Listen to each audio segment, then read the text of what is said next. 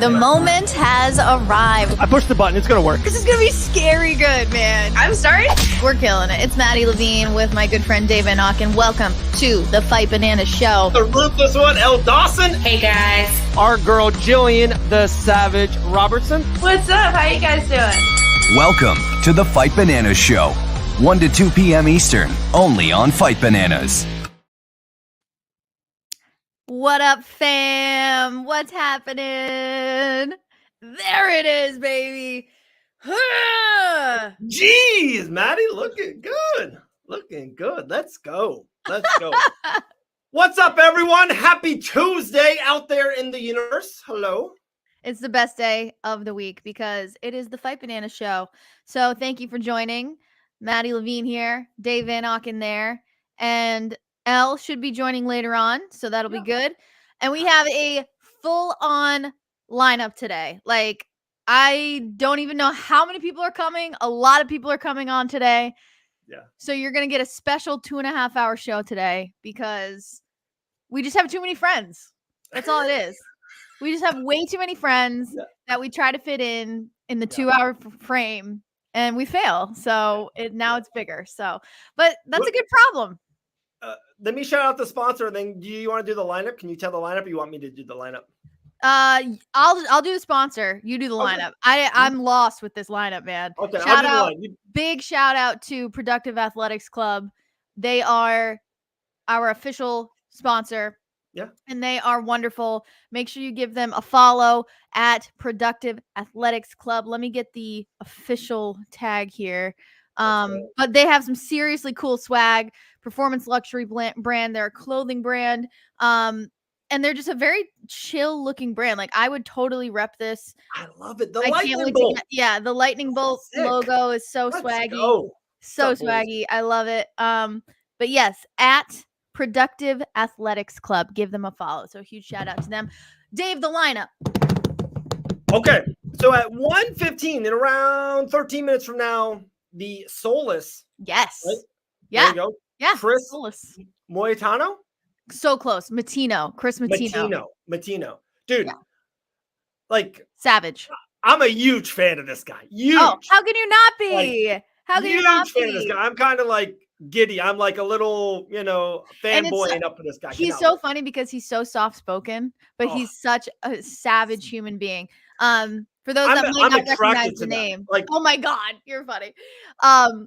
For those that might not recognize the name, he's the green-haired crazy person that fought Sean O'Malley. I'm gonna ask him about that. Like, you have to. Is he like tired of hearing that? But okay, we'll get to that. Okay, right. That's 1:15. That's 1:15. And then we might have a mega surprise at 1:30. I don't know if it's going to happen. So let's kind of go through. If it happens, you guys are lucky. Okay. Then 2 o'clock, podcast time, 1 o'clock, 2 o'clock, Savage time. She wasn't here last week. Feeling a little under the weather. It was her birthday. So much to talk to. Gillian the Savage Robertson. That's at 2. 2:30. First time ever talked to him. To Nate Maness, UFC flyweight. Dude, 15-3, 4-2 in the UFC. We're talking to Nate. He's fighting on June 15th. Another UFC stud coming on. Then at 3 p.m. is the Peak FC flyweight champion, Talie Pain.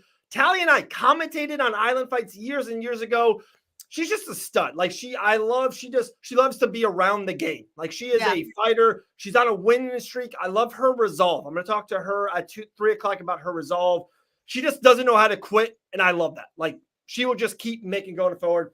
And then at 3:20 to end our 3-hour mega cast here, how about the dream, Chase Hooper? I love us some Chase Hooper on this show. Love Chase Hooper. He's the best. He just won UFC St. Louis, 14-3. In dominant fashion. Years young. 24 still. He's coming on at 3:20. There you go. I always get blown away by the ages of these fighters now because when I think back of when I was 24, your girl did not have her shit together at 24. Let's just put it that way. I'm about to be 40 and I still don't. I know. It is what it is. Yeah.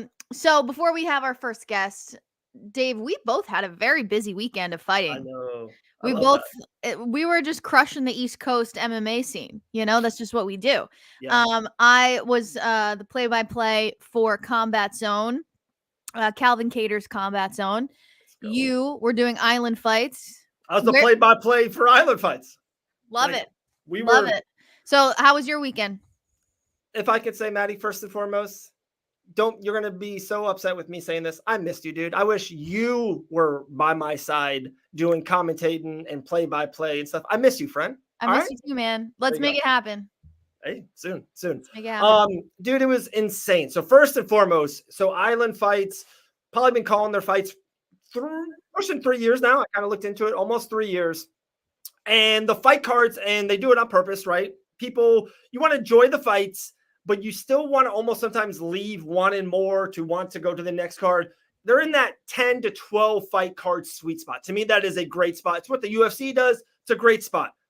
They had 20 fights. The first time ever they went so deep. They just had a massive card. So many people wanted to be on it. Then they had like camps come from like different states, like Houston and Atlanta. And so like instead of having one, they're like, hey, we have 2 more. They're like, yeah, we can actually match it up. No fights fell off, no injuries. So sometimes you do that. You get 16 and it gets down to 13, right? Mm-hmm. They had 20 fights, Maddie. It was incredible. It started at 7 p.m. I know it sounds wild. Pensacola is also in Florida, but it's on Central Time. So for your boy, it started at 8. The card went to 12:30. So for your boy, it's 1:30 a.m. And I still rocked it. I killed it. Of course you did. So, but it was epic. So many great moments. There was an 8-second knockout.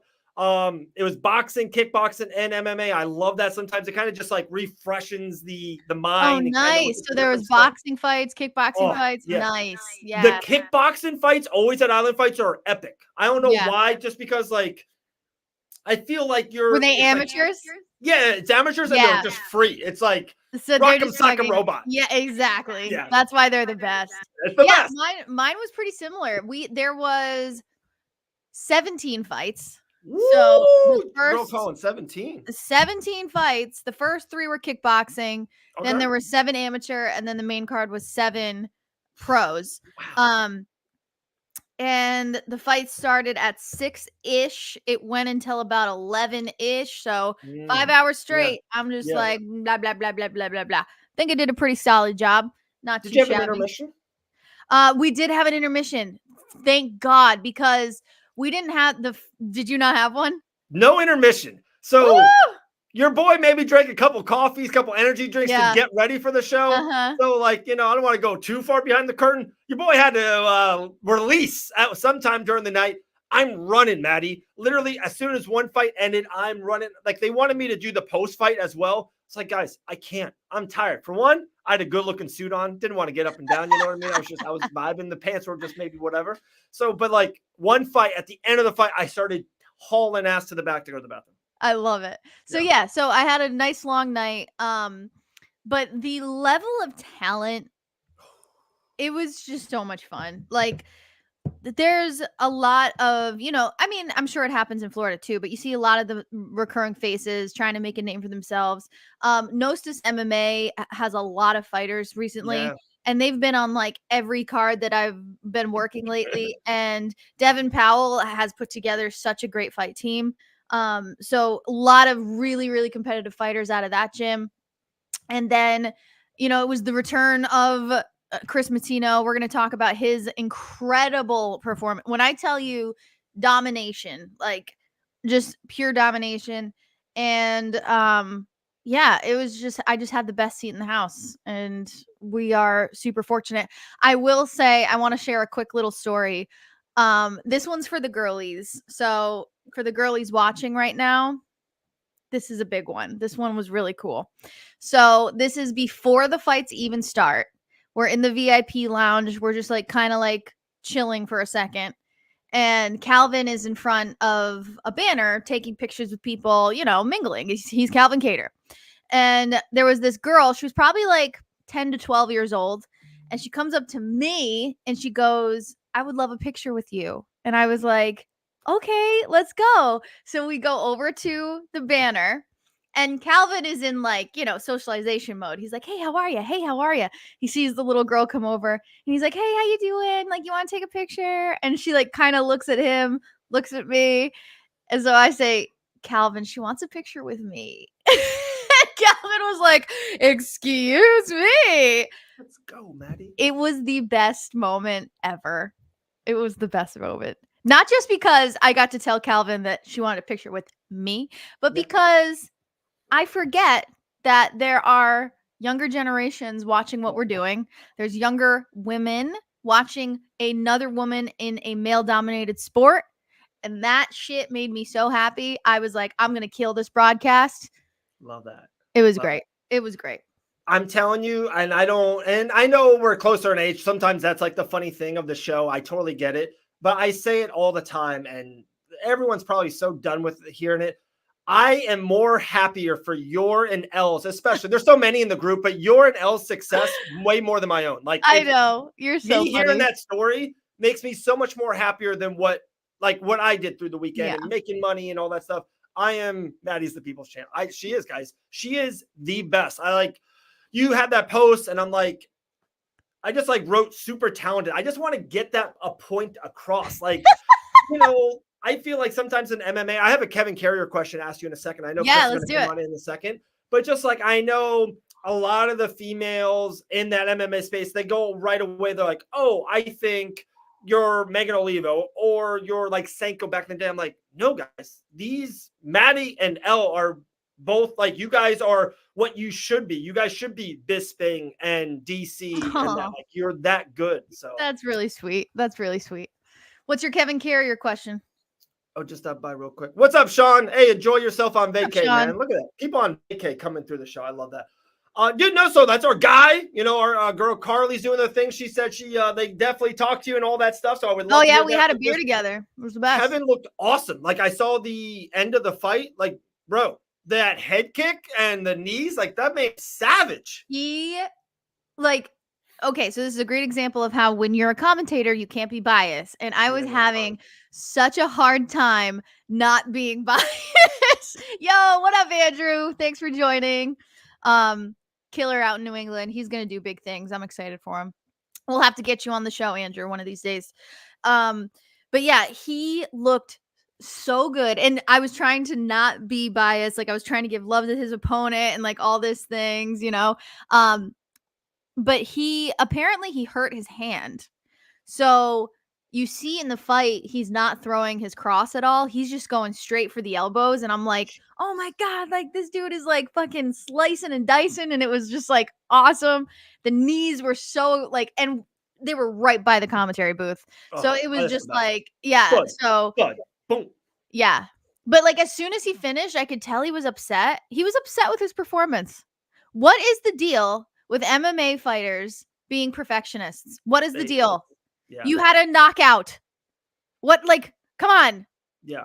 Bro, talking, and I literally talked to, hey, what's up, Chase? Dude, Chase had a killer co-main event win, and it was so cool, man, calling his fight. So I believe, Chase, put it in the comments if I'm wrong, it was the first fight his mom was ever there live to. Dude, his mom was awesome. They brought her ringside to watch it. She was so animated. It made me a fan of watching the fight because his mom was so awesome. So I love that. Yeah, dude, it was such a cool night with that. Back to what your question, great question, because I just feel it's such a cruel sport. I talk to so many people about it all the time.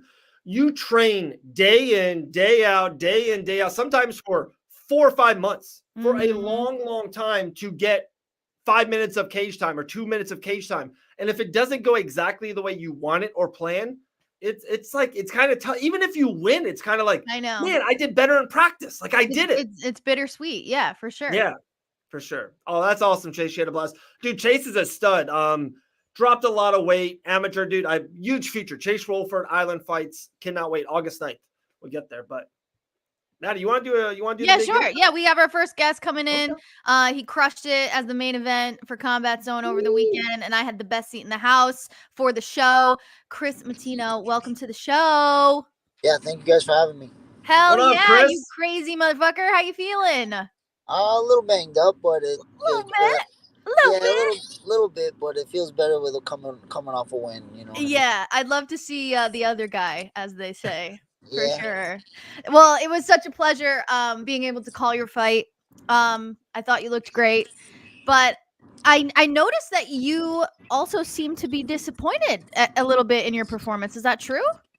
Yeah, yes and no. You know what I mean? I'm happy. Happy with the outcome. I don't like how slow I always start. I always start off really slow and get beat up a little more than I should most of the time, and then have to climb back up and do what I have to do. So again, there's always room for improvement. I made a lot of mistakes. Again, didn't keep my hands up too much. Didn't do a lot of the things that I'm supposed to do, but we live, we learn, and we improve for the next time. Yeah, I'm so glad this question came down. Sean asking, Kris, what's up? No crazy colored hair anymore. I'm not gonna lie, me and the rest of the commentary team were pretty disappointed in the lack of bright colored hair.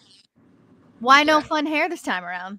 Yeah, it's been like that for the last couple. You know what I mean? I made a deal with one of my boxing coaches a little while ago to be myself again and turn back to who I am. And this is my natural hair color, brown. I was doing that for a little while, just gimmicky and stuff. Okay.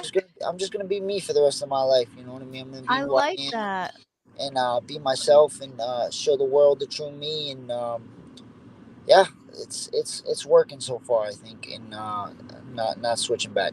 I love that. So the more you know, right? I didn't know any of that. Yeah, I mean, I loved watching you perform, and like you said, you started off a little slow, had to eat a couple, but then like I feel like you entered this flow state, and you've credited your boxing coach a lot lately. So is your boxing coach like a new addition to your team, or have you like kind of switched things up a little bit? Yeah, so I have a few boxing coaches. I teach and stuff over at and train with a guy over at Uppercuts Boxing Club, AJ Thomas. So and then recently I started working with a guy. His name's Maha Shamat. He's old Russian style boxing, and again it's just adding tools. You know what I mean? I've been fighting for over 12 years now, man. I've been doing this stuff forever. I feel like it's been my whole life. You know what I mean? And now it's just everything's just starting to click now. The right people in line, and everything's just starting to mesh. And I just feel free.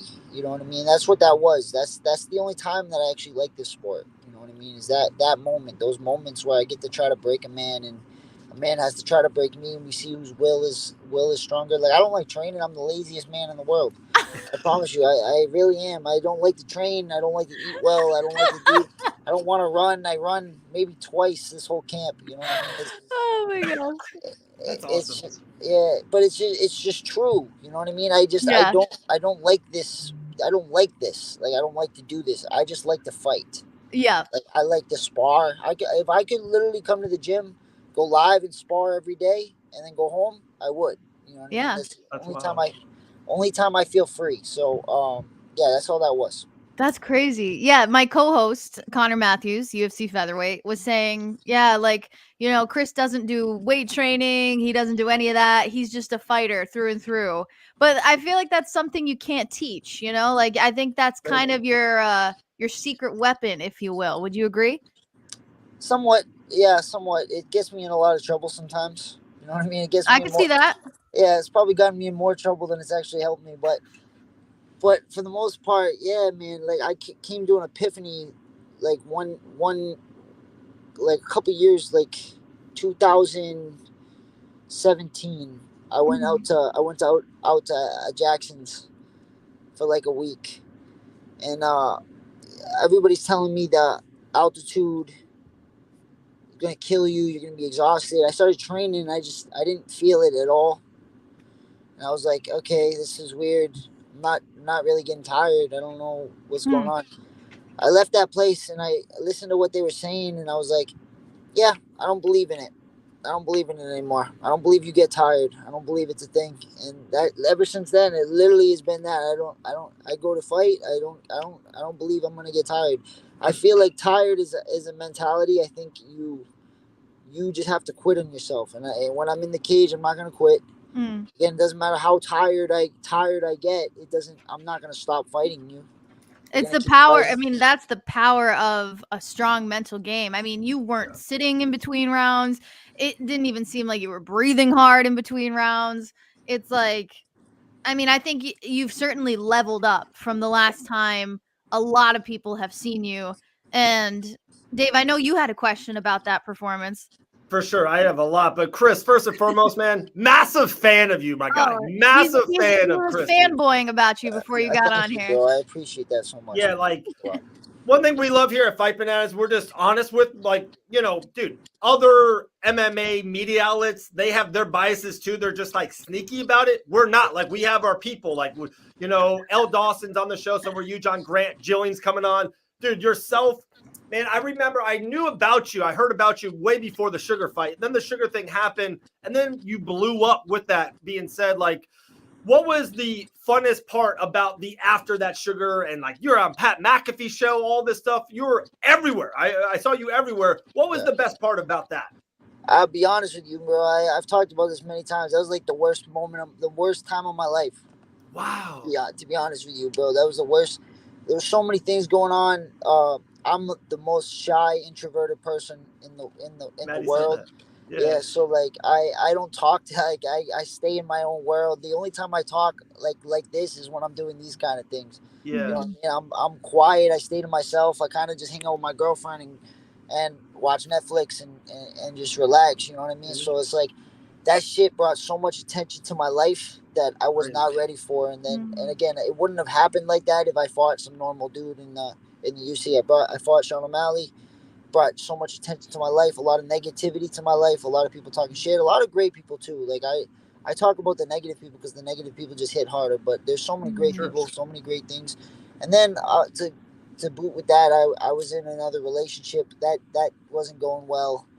I was in another relationship for like 7 years. That started to go into a bad way. I felt like killing myself. I was in those kind of situations where I've never been in those had those feelings before. So again, it was a tough point in my life. Nothing went well, and then I got kicked out of the UFC. So yeah, man, it wasn't a great point in my life. Again, I met the girl I'm with now. Everything's good. I got with the team I'm with now, and everything just started trailing, bro. I believe my belief in God and everything, and it just all started trailing back up. So nice. This is the best moment. This is the best time of my life. I love hearing that, man. You know?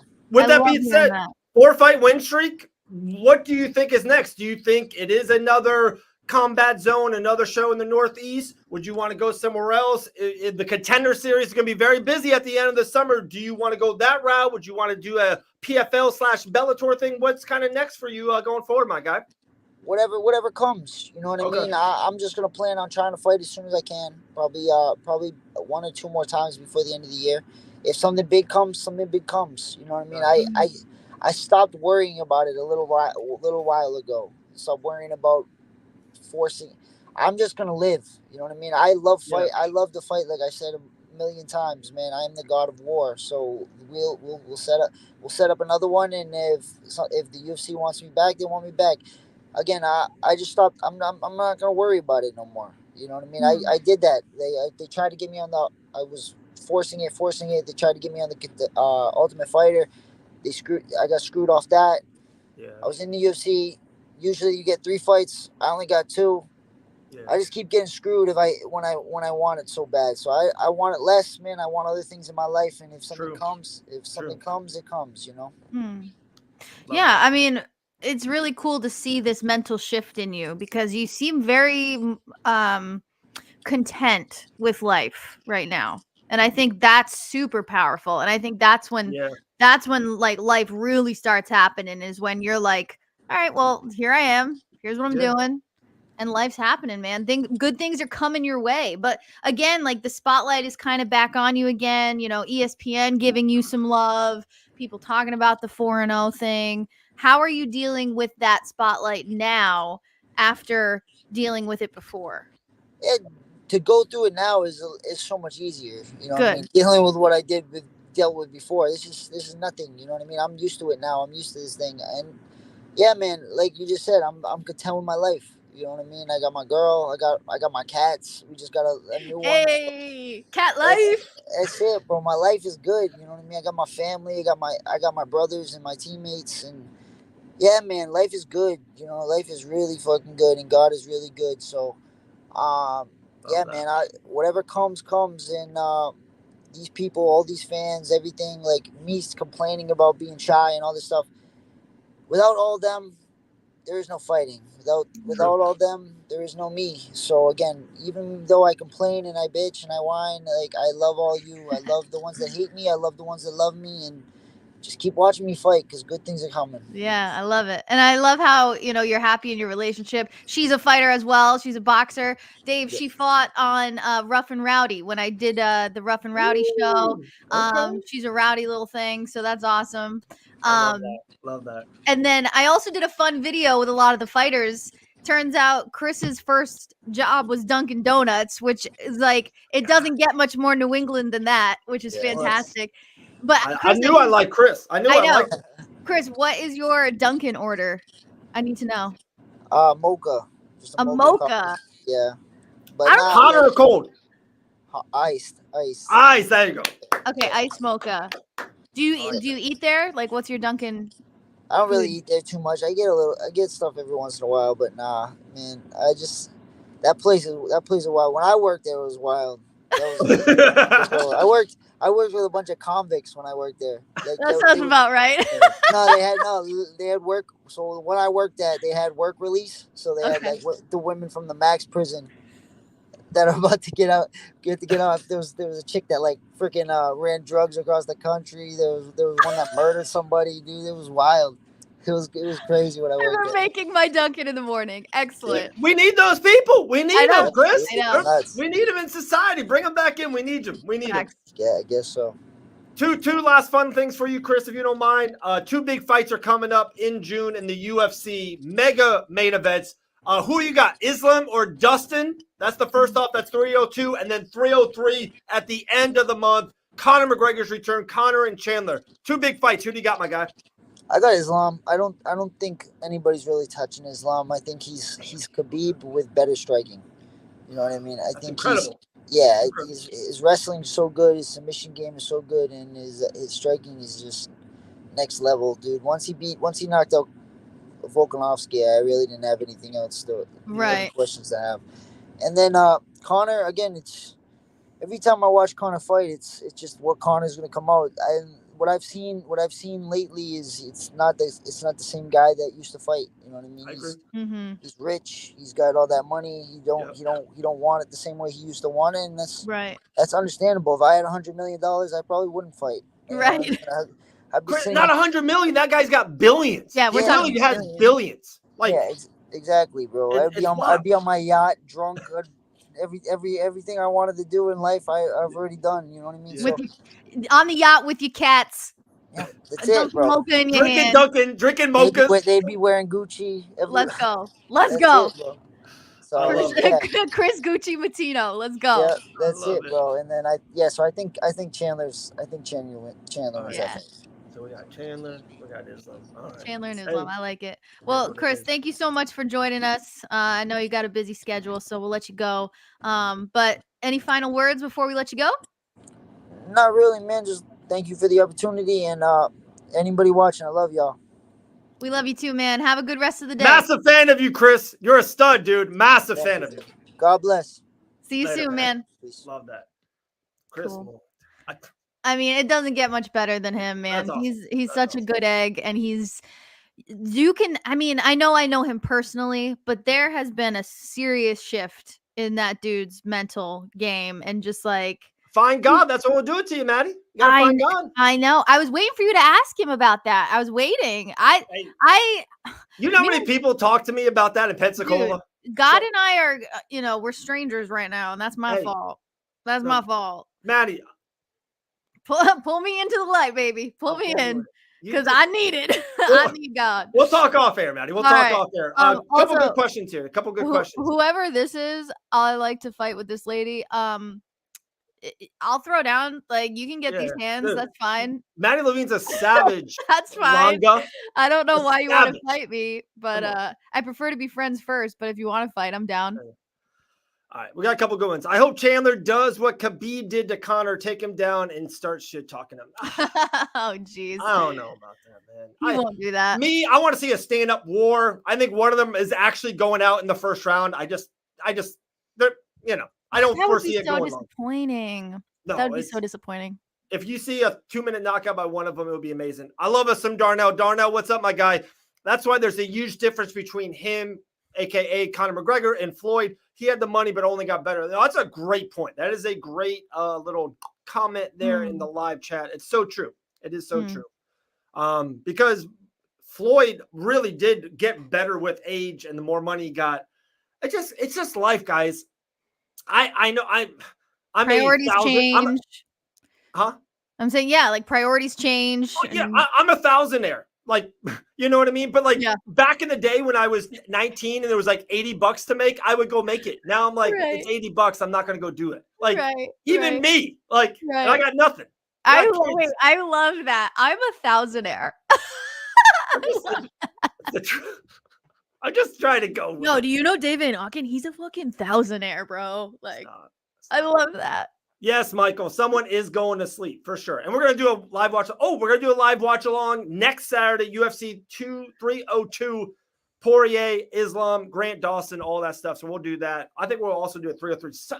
Dude, our watch alongs, Maddie, are incredible. Like they're so much fun. They're so much fun. Unfortunately, we couldn't do one last Saturday. We were both working. We were busy. Yeah. We are booked and busy, as they say. But hopefully we will get that done again because that's fun. All right. So Kris, shouts out. That's next. Next is Gillian coming through at 2. We have a lot to talk about. There's a lot of big fights announced. I think the best thing to start out with is this whole Jamal Hill ordeal with what's his face? Khalil. How do you say it? Khalil Roundtree. Oh, okay. I thought you said Khalil. I was like, have I been saying this wrong the whole time? Maybe dude. Funny, but yeah, this is honestly devastating. So I was shook by this, but then there's kind of this like underlying dialogue going on where a lot of people don't seem to be all that shocked. But Roundtree announcing that he won't be fighting. Let's see. I'm trying to see what the drug was. I'll shift it a little bit. When you get that, you get it. The two things. Darnell. Oh, go. I got it. He said they accidentally sent a blended supplement to me that contained a banned substance called DHEA, which is prohibited at all times under the UFC anti-doping policy. Only after I consumed it was its ingredients brought to my attention. That's some bullcrap. Come on, like I'm as a high-level mixed martial artist, I understand if you're getting into the sport, it's still very hard to make money. Yeah. Roundtree's been in the UFC for 7 years, has made a ton of money. You have to know what you're putting in your body. To point out that he said, I was using a personalized tailored supplement service from a company that I trusted who understood my limitations. Okay. Yeah. So whatever. Continue with what you were saying. Yeah. Just like, that's on him. Like, that's on him. 100%. Like, he knew exactly what he was doing. Yeah. I just don't buy that. There's so many good companies out there. Like, what company did you use? Like, okay, it is my understanding that when you are on the UFC roster, and I've talked to a few fighters, this seems to be the deal.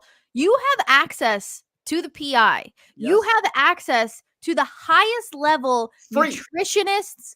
Thank you. That's the point I'm getting at. Yes. Nutritionists, PTs, facility for free. They give you a foolproof way to make weight, stay hydrated, stay healthy, and you choose to do something else. Like, you done fucked up. Like, that was dumb. That was so dumb. And I just feel so bad for Jamal. Do I think it was a good idea for Jamal for this quick turnaround? Not really. This might be a blessing in disguise. I mean, I'm sure they're gonna try and find him a new opponent. Oh yeah, no, they need him on the. I don't know if you saw the rest of the card. The rest of the card is not great. They need Jamal Hill as the co-main event. Let's talk about it. There's two things, both in the chat, both things I've heard as well. First and foremost, I think the one that will probably happen is Carlos Ulberg. He just got a nice knockout win a couple of weeks ago. I think he's like 5 or 6-0 in the UFC. He's kind of like this. And it's funny, Maddie, MMA people talk backstage and all that stuff.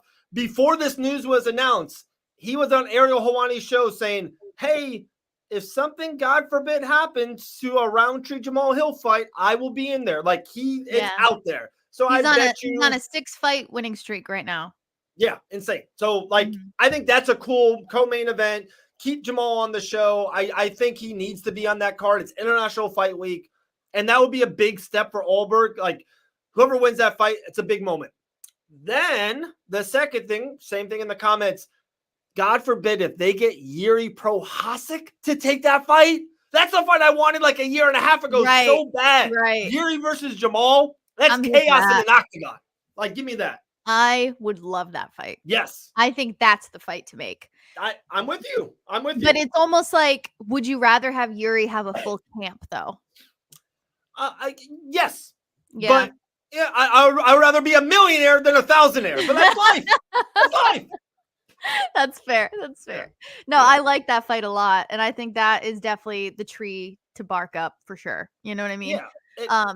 And if Yuri is really about that life, about that ninja life, he's ready. So, and imagine what it would mean to Yuri to be the co-main event on a Conor McGregor card. Like, I think he kind of needs that. So this is an excellent point, Darnell. I'm so glad you said it because I was thinking it. UFC never stacks McGregor cards because Conor's going to sell it out no matter what. Yeah. It kind of sucks. I was thinking the same thing. When I was looking at this card, I was like, what is the deal with this card right now? But it's right. Like, it's almost like, let's put on the fighters that we owe them a fight. We need to fulfill their contract. Let me put them on there knowing that Conor is the main event. So it's all good anyway. Like, I don't know. I just the main reason point too right there, Sean. Good point. Challenger. Yeah, you kind of have to think about the rest of the division as well. I wouldn't mind a Yuri versus Pieta rematch. I wouldn't mind that. I wouldn't mind it either, especially because of like the slightly controversial finish and like all that stuff. Like, you know, like you watch back and you're like, okay, maybe it could have kept going. I see why it got stopped. The storyline is there for a rematch for sure. Like, I wish one time I can all the UFC refs be like, guys, there's 12 fights on the card. The main event, let that go 1 second later than all the other fights. Like, that's the fight you want to be like, yeah, that was over. Good night. Like, that's the only fight you don't want to stop early because the main eventers are the best fighters, right? Usually on the card, and they can usually try to come back. It's like they seem like they do that way too often. Like, they stop it, and I get it, dude. Lex Pieta is a killer, literally assigned as an octagon, gets a license to kill people in an octagon. So I understand that to a certain point, but it's like, let Yuri get one more shot. Like, let him get beat. Try and recover or something. Yeah. Up, I don't know. I think it was just all about the way that he fell. Like, it looked like he collapsed a little bit. It did. I was fine with it. I was. Yeah. But I could see why people might not be. So I think the dialogue is there. The storyline is there. As far as who Jamal gets next. So right now, you pick, Maddie. The Dana White calls you. It's like, Maddie, we got Yuri, we got Ulberg, both on the plate. Yuri. Okay. But that's just because I choose drama. No. I choose violence. Yeah, I choose violence every time. Every single time. That video was so cool. So cool, dude. You're a star, Maddie Levine. A star. Oh, God. Ross said I need to send that to Dean Toole because he was like, this screams game bread. Ooh, I know I should send that. But anyway, my vote is Yuri. I think that fight would be 100% higher flames. I think it's a very evenly matched fight. Hey, our main man Ray Roberts, he's going to be doing some boxing content for us in the near future. So shout out to you, Ray. Cool. Yeah, dude, we got shows on shows. Hey, when is your Sunday morning coffee show going to start? Hey, Maddie? I'm hoping real soon. So Elle and I were talking. Fight Bananas fans, listen up. Because here's what's going down, okay? You have plans every Sunday morning now, motherfuckers. Sorry, that was really intense. Okay. Wow, that was like... Let me dial it back. Find God a little bit on this, Maddie. Find God, okay? Yo, God is what powers me, okay? But anyway, sorry. Elle and I were talking, and I've always wanted to do this. I want to do a show. I need to think of a good name, but it was going to be Mornings with Maddie, but I like alliteration, but now Elle is on board. So Sunday mornings, you are going to have coffee with Elle and I. You're going to tune in Sunday mornings to the Fight Bananas YouTube and Facebook page live, and you're going to have a Sunday morning cup of coffee with us. We're going to talk about the fights the night before, talk about life in general, and just start your day with the Fight Bananas ladies. It's going to be so much fun. Unfortunately, life is crazy, and I was in New Hampshire this weekend, and then next weekend I'll be in Austin because my husband is just, getting a world title. So that will be cool. So hopefully in like 2 weeks we'll start that show. We got to get like artwork and an intro video. We got to do the whole thing. If you're doing it, I want to do like the whole thing. Yeah, it's gonna be dope. All right. Couple more little things. Dawson, he's already on. Dude, Dawson's the man. Hey, Dawson, stay around 15 minutes. You're going to hear your amazing voice. I got the thing for Savage. I'm going to play it here in a second for us because we deserve it. Great question by Darnell. If Conor loses, does he retire? I thought about this. Huh? I hope so. Honestly. No. Like, no. The man never retires. Like, no. Mike Tyson is fighting in the summer against Jake Paul. I know. He's never going to retire. All right. You ready for this one, guys? You don't think he doesn't want that moment, though? You're telling me he doesn't want that glove moment where he puts it down in the octagon? Well, maybe he does that, but he doesn't really retire. Like, I see what you're saying. Yeah, he's never going to retire. And like, when's the last time the UFC went to Dublin? 2017. It's been like a long time, right? Let me see. When was the last time UFC? Can I play the Gillian thing real quick? Go. Okay, I'm doing it. Go. So Dawson, this one's for you, dude. We're gonna do this literally in 18 minutes when she comes in, but I can't hold anything. I'm the worst at it. Here we go. It's Savage time with Gillian the Savage Robertson. That's fire.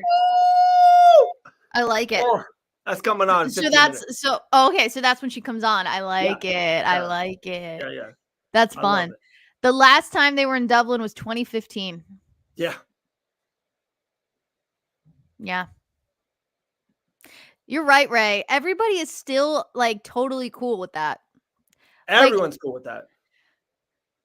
I'm usually not a fan of trilogies or quadrillies or whatever.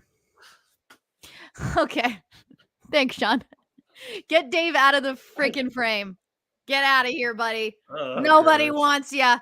Just kidding. Just kidding.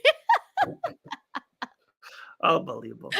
No, that was fire. I like that. But I think if Conor does retire, he's got to do it at a Dublin show. Like, he can't do it in a random place. I don't know. I guess Vegas isn't all that random, but he's just too big. Like, he's just never going to do that. He's just like above it. It's so weird to say. I don't know. I don't think he's above that. Maybe I just want him to not be above it, but you know. All right. Another big topic I definitely want to chat with you about. It kind of happened late last week. I believe it was Thursday because we had our MMA weekly roundup, Elle and I, before I left to Pensacola, and we talked about it. UFC 304, just like, here you go. Here's everything. Guys, Leon Edwards versus Bilal Muhammad, Tom Aspinall versus Curtis Blades, Bobby Green versus Patty Pimblett. We knew that Arnold and Giga and Mokaev and Cap was on the card. Insane main card. Insane main card. Maddie, all those fights are out there. What jumped at you? What grabbed your attention? The first thing that comes out to me is Curtis Blades is going to get smoked by Tom Aspinall. I'm sorry. Tom Aspinall, Jeez. I think he's going to wipe the floor with Curtis Blades. Whoa. Fact. Like, where's the lie? Where's the lie? It going on Tapology, they fought once before. Who won the first fight? Was it Curtis? Yeah. How long ago, though? Let me see. That's when Aspinall tore his ACL. Happened in 10 seconds. Oh. But hey, a record's a record. Listen. All right, let me go back. Hold on. I need it. So this was in 2022.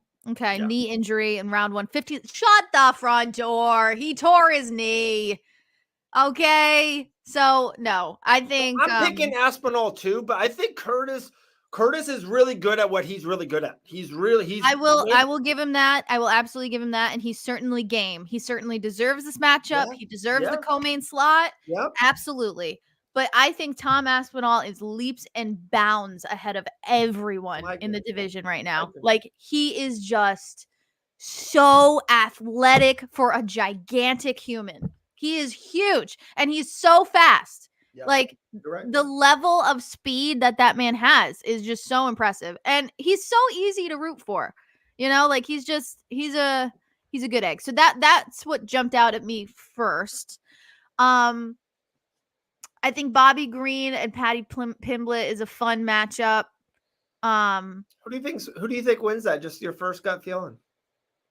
You know, every time I say Bobby Green's gonna lose, he wins. So I'm not really sure. Okay. I don't know. I think Grant and Elle made fun of me for 20 minutes. So we're on the phone and they came up. I was like, I think it's a good fight because my point was Paddy had to fight someone up in that top 12 to 17. Like, that's just where he's at ascension in his career. So in 12 to 17, the best fight for Paddy is Bobby. Right? So that's what I thought. Like, they thought I was off. They thought Bobby's going to run through Paddy Pimblett. No shot. They made fun of me on the phone. I felt awful. I went home and cried. Stop it. I think Bobby, wow, exactly what Michael said. I think Bobby is going to make it incredibly difficult for Paddy Pimblett. And I think the hype train behind Paddy may come to a screeching halt after this fight. Because I think Bobby has become this guy that a lot of people are having a hard time getting by. And he's weird. He's like unpredictable. He does the things that you're not supposed to do at certain times. And as a professional fighter, you're expecting a certain flow, right? And when you have a fighter that doesn't follow that flow, it's like, it's crazy. I think I feel pretty confident in Bobby Green with that one. Arnold out, Giga Jakadze. That's gonna be so good. A fun fight. That's gonna be really good. We'll go right back to UFC 304. I'm sorry. This is very selfish of me to do it, but I'm doing it. 47 minutes into the thing. My little brother's birthday today, dude. What a stud. Happy birthday. Dude, he's a armed forces. He's like he recruits people into the army. What a stud. Oh, I love that. Friend. My little brother, it's his birthday today. Oh, happy birthday, man. That's awesome. Daisy, okay, let me rephrase, okay? Thank you, Daisy. Thank you. It's not that I don't respect Curtis Blades' talent. I do believe that he is up there. It's just me being the biggest fan of Tom Aspinall. Like, I am a big Tom Aspinall supporter. No, you should be. I am too. Like, dude, he is the best heavyweight alive today. He beats John Jones right now. I agree. I just thought you just absolutely shat on Curtis Blades. Or you're like, get him out of here. Hey, Chase, appreciate that, dude. I'm going to tell him that. Hey, thanks for the service, dude. That's how much confidence I have in Tom Aspinall, though. Whoa. After John, no, Aspinall is better than John Jones in 2024. Whoa. You disagree? Whoa.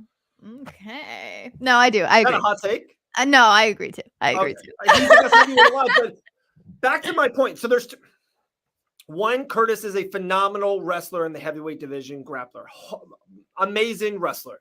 Then second, they're heavyweights. They just throw mega bombs at each other. how Aspinall defeated Pavlovich. It was just, he caught him. Like, if you get hit by a heavyweight, the fight's over. Yeah, but I will say something that Tom Aspinall does a little differently than the average heavyweight is he is calculated. He is not just going in there and throwing bombs. Like, he countered that strike. Like, that was a counter. That wasn't just like, let me like a normal heavyweight. You know what I'm saying? Yeah. But yeah, I don't know. I like that fight a lot. But let's talk about, I love how everybody's so quick to ignore him. Bilal Muhammad. Bilal and Leon Edwards.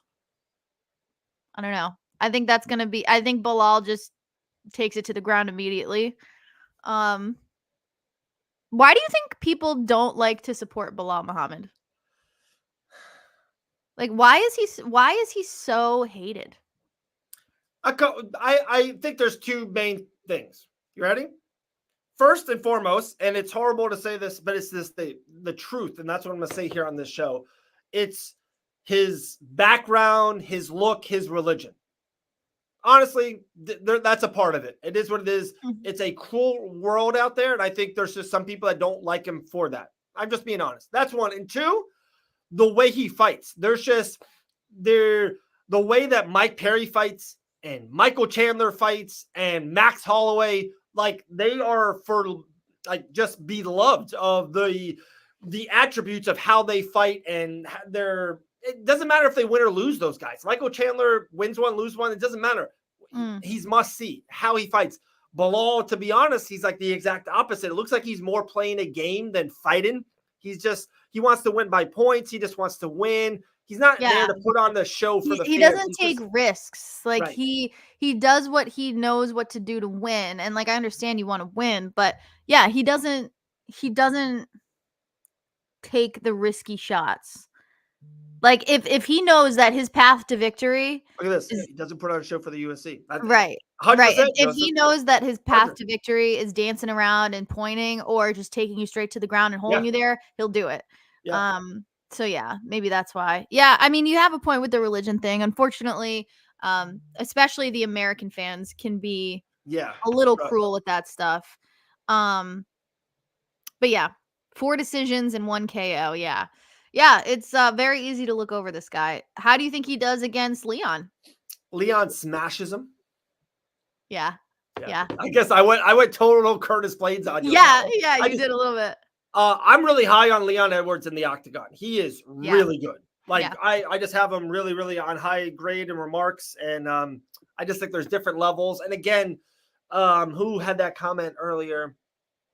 Sean goes, Leon was piecing them up to the bad eye poke. I agree. Like, I just think Leon destroys him on the feet. Mm-hmm. Destroys him. Yeah. Our team has a fighting a combo sequence that we call the Leon. Any guesses as to what the combination is? Does it end with a head kick? It does. Jab cross head kick, baby. Dude, that's so sick. Yeah. So if you're in the corner and you're in Austin, Texas this weekend, and you say to Ross, Leon! It's a jab cross head kick? It is. But that's what Ross teaches his students. I don't know if he's going to use those cues as well. Agree with David on the smash. Yeah, it's called pulling the Maddie. I love that. Dude, shout out to Daisy. Daisy is an absolute stud. We love her here in Fight Bananas. She takes the best pictures. She does so much behind the scenes for a lot of the stuff that we do. But then not that. She's starting her own fight promotion. I have so much love and respect for her. I believe it's somewhere in Biloxi. I think it's July 13th. This is how my memory is, Daisy. Tell me I didn't absolutely nail that. But when we get more information, we'll definitely pass that along. We got so much love and respect for Daisy. So yeah, absolutely. So yeah, that's big. I mean, the biggest fight on my mind is my husband's fight. He's going up for Let's go. He's the middleweight champ for Karate Combat. This is his 3rd title defense. His last fight, he moved up to heavyweight only because nobody in middleweight would fight him. So he ends up fighting Smiling Sam Alvey. When they got into that pit on fight night, Smiling Sam Alvey was 40 pounds heavier than my husband, easily. And he put it on him for sure. But, you know, it was like Ross, it was like punching a punching bag. Like he was just way too big. So he's back down to middleweight, back down to where he belongs, defending his title. I am so excited. He looks fantastic. He's like chilling. Like we had a bag class last night, and it's basically just like a cardio bag class, you know, just like sweat it out, just empty the gas tank type of class. And when I tell you, like, I thought he was gonna break the bag, like, off the freaking hanger thing. I was like Captain America wild. Did? Yeah. Like, I was just like, oh my God. And like, I understand I'm biased, but I am incredibly hard on him and like the people I love. So like, I am watching him like a hawk. I'm like, get your fucking hand up. Like, get your right hand up. You're slouching, you know, like no hands on the hips, like stop. But he just looks so great. But now I have to check my emotions because, you know, like I need to be his rock. I need to be even keel. I need to be like chill. And if there's like one phrase that's not Maddie's go-to. I'm not a chill human. I'm very emotional. I love it. Wear my emotions on my sleeve. If I'm angry, sad, whatever. Like, so now I have to like really check myself and just kind of like breathe. It's hard. It is. It's not your thing, Maddie. Hey, our main man Joseph's got a good question for you. Can they send you Ross some productive gear? Hell yeah. I believe you have my address, Joseph. So if you need it again, just DM me and we'll set that up. For sure. What up, Dean Tool? We're just talking about you, man. What's good? Are you gonna send that video to Dean? I will. All right. So, yeah. Dean, Maddie's gonna send you a video. It's about being violent. Just me being amazing. Man, that Island Fight show was incredible, Dean. We're just talking about it. But it's missing one thing. What is it missing? The Maddie Levine effect. Boom. That's what it's missing. She just throws something at the camera? I'm like picking at stuff. Oh my God. I will let you know the sizes, Joe, for sure. Yeah, but yeah, I'm trying to like, you know, center myself and not bring that crazy energy to him because trying to support somebody while they're, you know, fighting for a title is intense. It is. It really is. Yeah. Maddie was preoccupied. What was I preoccupied with? Maddie's on point today. Jeez, this is the Maddie show. I love it. No, it really is. I'm fired up. I know. Celsius, if you're looking to sponsor a good podcast. Let's go. No, Dean, Maddie has this sick video she's going to send to you. It's about being violent. It goes right up in the Game Bred Bare Knuckle thing. By the way, did you see that pose? That artwork for Game Bred Bare Knuckle was absolute money this morning. Money. Junior Dos Santos, the world heavyweight champion for Game Bred Bare Knuckle MMA. Who's next? Like, who is next? I know. I can't wait. I can't wait for the next show. Do we know when the next show is? Dean, put it in there, Dean. Let's go. Let us know. All I know is that August 9th is going to be absolutely bananas. I'm just going to say that. And that's Island Fights? Yeah. Nice. Yeah. I'm excited. Well, since we're on the topic of Game Bred, we might as well talk about the new date real quick before I go. Hit it. You know, Nate and Jorge. July 6th, fighting for America.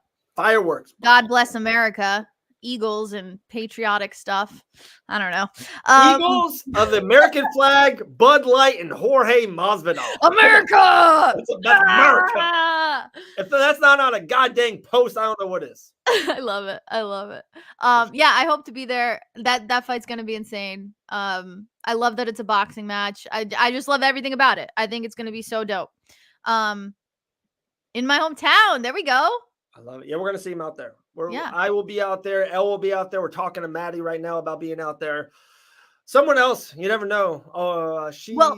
Well, let me step out because you have a fun little thing you want to play, right? You don't want to see her reaction. Okay, yeah. I do. There you go. Okay. All right. So let me bring her on first. Gee, don't say anything fun already. Okay. Hey, Gillian, how are you? What's up? All right. So from now on, every time you come on the show, I'm going to push this button and this is going to happen. You ready? It's Savage Time with Gillian the Savage Robertson. Boom. Fire flames. Finally, the introduction that I needed. I love it. Dude, Hey, if that puppy doesn't get you go, you had like 9 submissions in 4 seconds on tape. That was unreal. Awesome.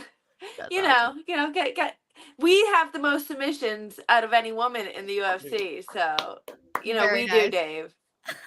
Number one, my day one, day one. Let's go. I love it. All right, Maddie, you rolling? I do, but I just want to say hi to the puppy. What's the puppy's name? Oh, this is Gordo. Hi, Gordo. Oh my God, look at him just chilling. He's honestly usually here for every show, just like under the screen. Oh, I love it. I love it. That's great. Well, I will bow out. I will let you enjoy the Gillian hour, the savage hour, if you will. And I'll talk to you guys soon.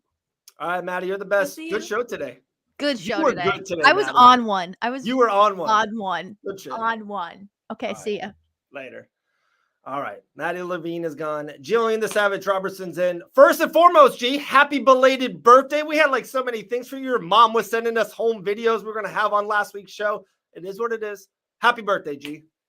Oh, thank you. Of course, it's a fight camp birthday, so I feel like birthdays don't really exist in fight camp. So yeah. I just trained for a couple hours in the morning and spent the rest of the day just chilling by myself, really.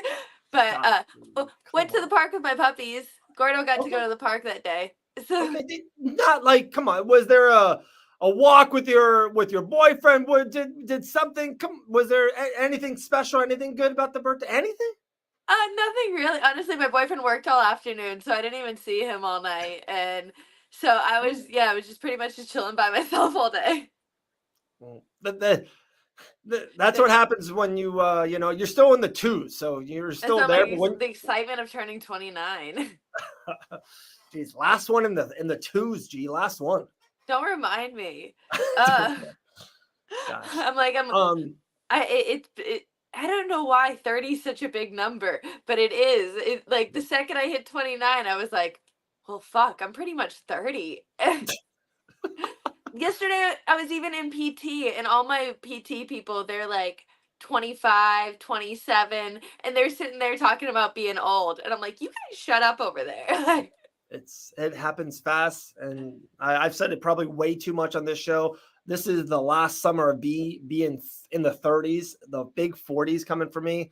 It's wild. But like, it's so funny. Me and Dean talked about it in Pence. Like, it really is like 60 is the new 40 and 40 is like the new 30. Like, it really is like how people live so much longer. And I feel like back in the day, like our parents, like the most people got together at the same age, really close to the same age. Now, like all the time, you'll see an older woman with a younger guy with an older girl. I don't know. It kind of, a little bit different. First and foremost, the first thing I want to say is I saw a post and then I had to look it up. Am I talking to a UFC ranked fighter right now? Is that what's happening? I don't know what happened because after my last fight, I got ranked. You did? Well, I knew that, but then didn't you get out of it for like a week or two? Not that I knew of, but I just saw that post today. So I'm assuming that they bumped me, like some strawweight fight must have happened. They bumped me out, and then apparently I'm back in now after this weekend's fight. So I'm like, I don't really know how the rankings work, but I'm happy to be there. And after this fight, there won't be like any moving me out. We're going to be bumped up a little bit there. For sure. We talked about it a lot on the show. Conor McGregor, UFC 303, International Fight Week. The rest of the card, there's not a lot of like, sometimes on 301 and 302 and 300, of course, it was so deep and so many even great prelims. Like, I love your fight with Michelle. I'm like, awesome. And then it's like, it kind of skips a lot. It's like, went right to the co-main event with Jamal Hill. Roundtree's out now, so they're seeing if it's going to be Yuri or, Roundtree's out. I don't know if you knew that. No, I didn't. I hadn't heard that yet. No. So they're looking into it. Could be Carlos Ulberg, who's on a 6-fight winning streak, kind of a hot light heavyweight, from Perth and all that. He's flying. The other rumor would be amazing. They're talking about Yuri Prochazka could take that spot. Yuri versus Jamal as the co-main event would be epic fight. Okay, that's a better fight than the original one. That's better than the Roundtree fight. I agree. No, I love that match. Honestly, Yuri, I am just such a huge fan of. I feel like since his first fight in the UFC, I was like, this dude's gonna lose, and then he wins it. and then he wins the next one and wins the next one. No matter what, he just has such an awkward fighting style that just doesn't look, I guess, like pretty to the eye, but it works for him and he makes it work, and that's why I love him. So I'm like, I never count Yuri out of any fight. I love Yuri. With that being said, would you pick Yuri over Jamal Hill in that co-main event? I think I would. I think I would pick Yuri. I just like, I like Jamal. There's nothing like I dislike Jamal. I just like, I know this might sound like a slight, and I don't mean this at all. I really don't. I just think like Yuri is more of a fighter, like more of that grit, more of that savagery, whatever you want to say. I just like feel that more out of Yuri. Like if Jamal is the hammer, he's awesome. But if he's a little bit of the nail, I don't know. Like I don't know. So that's all.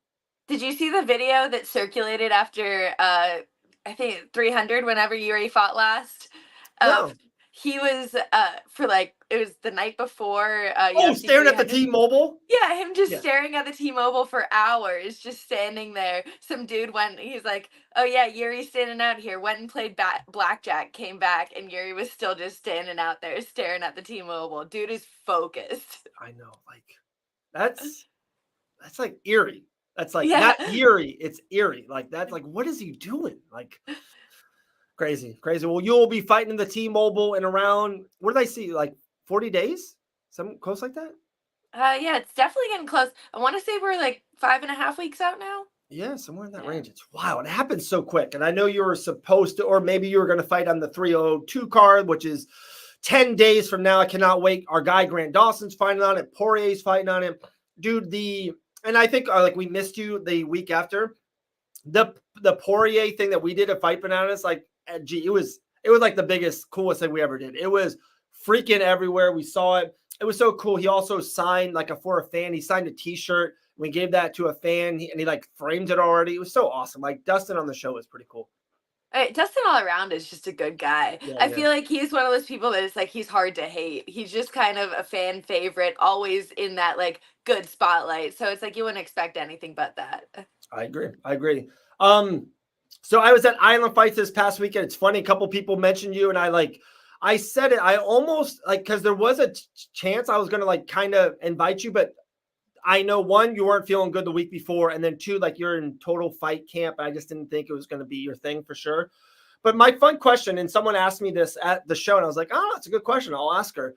If you had to go back through the UFC days or the Ultimate Fighter days or any show you have ever seen, and you had to pick a fight to commentate, what fight would you commentate for?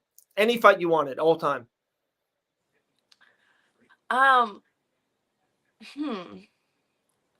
For me, I'm thinking on. Oh, there's a couple that I'm like I feel like that are just huge. For me, I'm like definitely like Ronda Rousey's first fight in the UFC versus Liz Carmouche. With Liz Carmouche. I think that's just like a huge moment. Obviously, first women's fight ever in the UFC. It would be awesome to be able to commentate that. Yeah. But my second one that I was debating with would probably be Amanda and Cyborg. Ooh, okay. I thought you were going to say Joanna and Wei Li. That's a good one, too. That's a good one.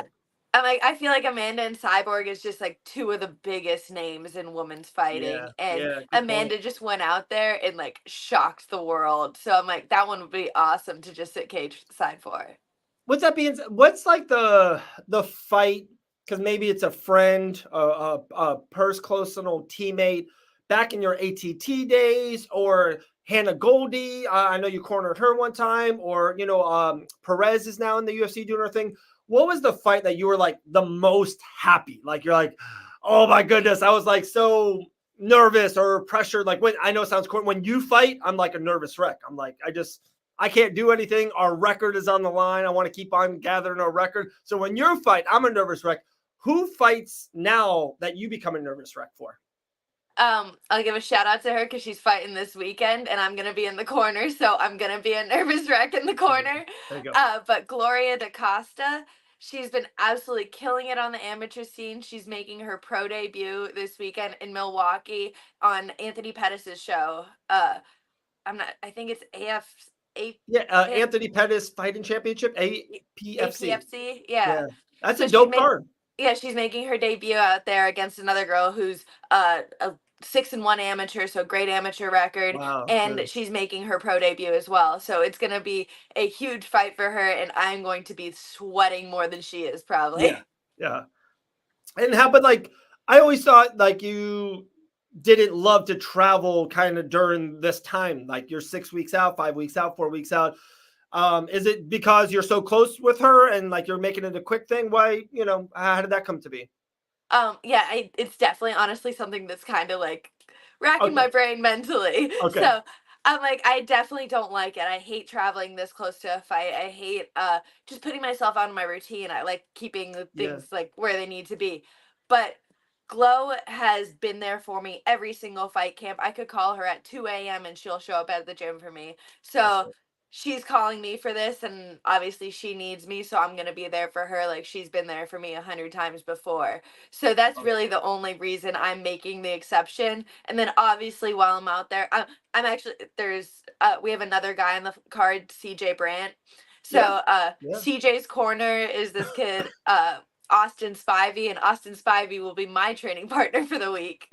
Okay, there you go. So I've enlisted him for my use, and then I'm also going to be training at Rufus-Sport too, and just trying to get a little cross training there. That's so funny. So when we went to Milwaukee last summer for that Game Red Boxing show, that Aldo was fighting Stevens, Jacare versus Belfort, and then Roy Jones versus Pettis, we went to Rufus, and like I love going to gyms. Like I just love it. It's just cool to see the history and the lineage and like what's happening in the gyms.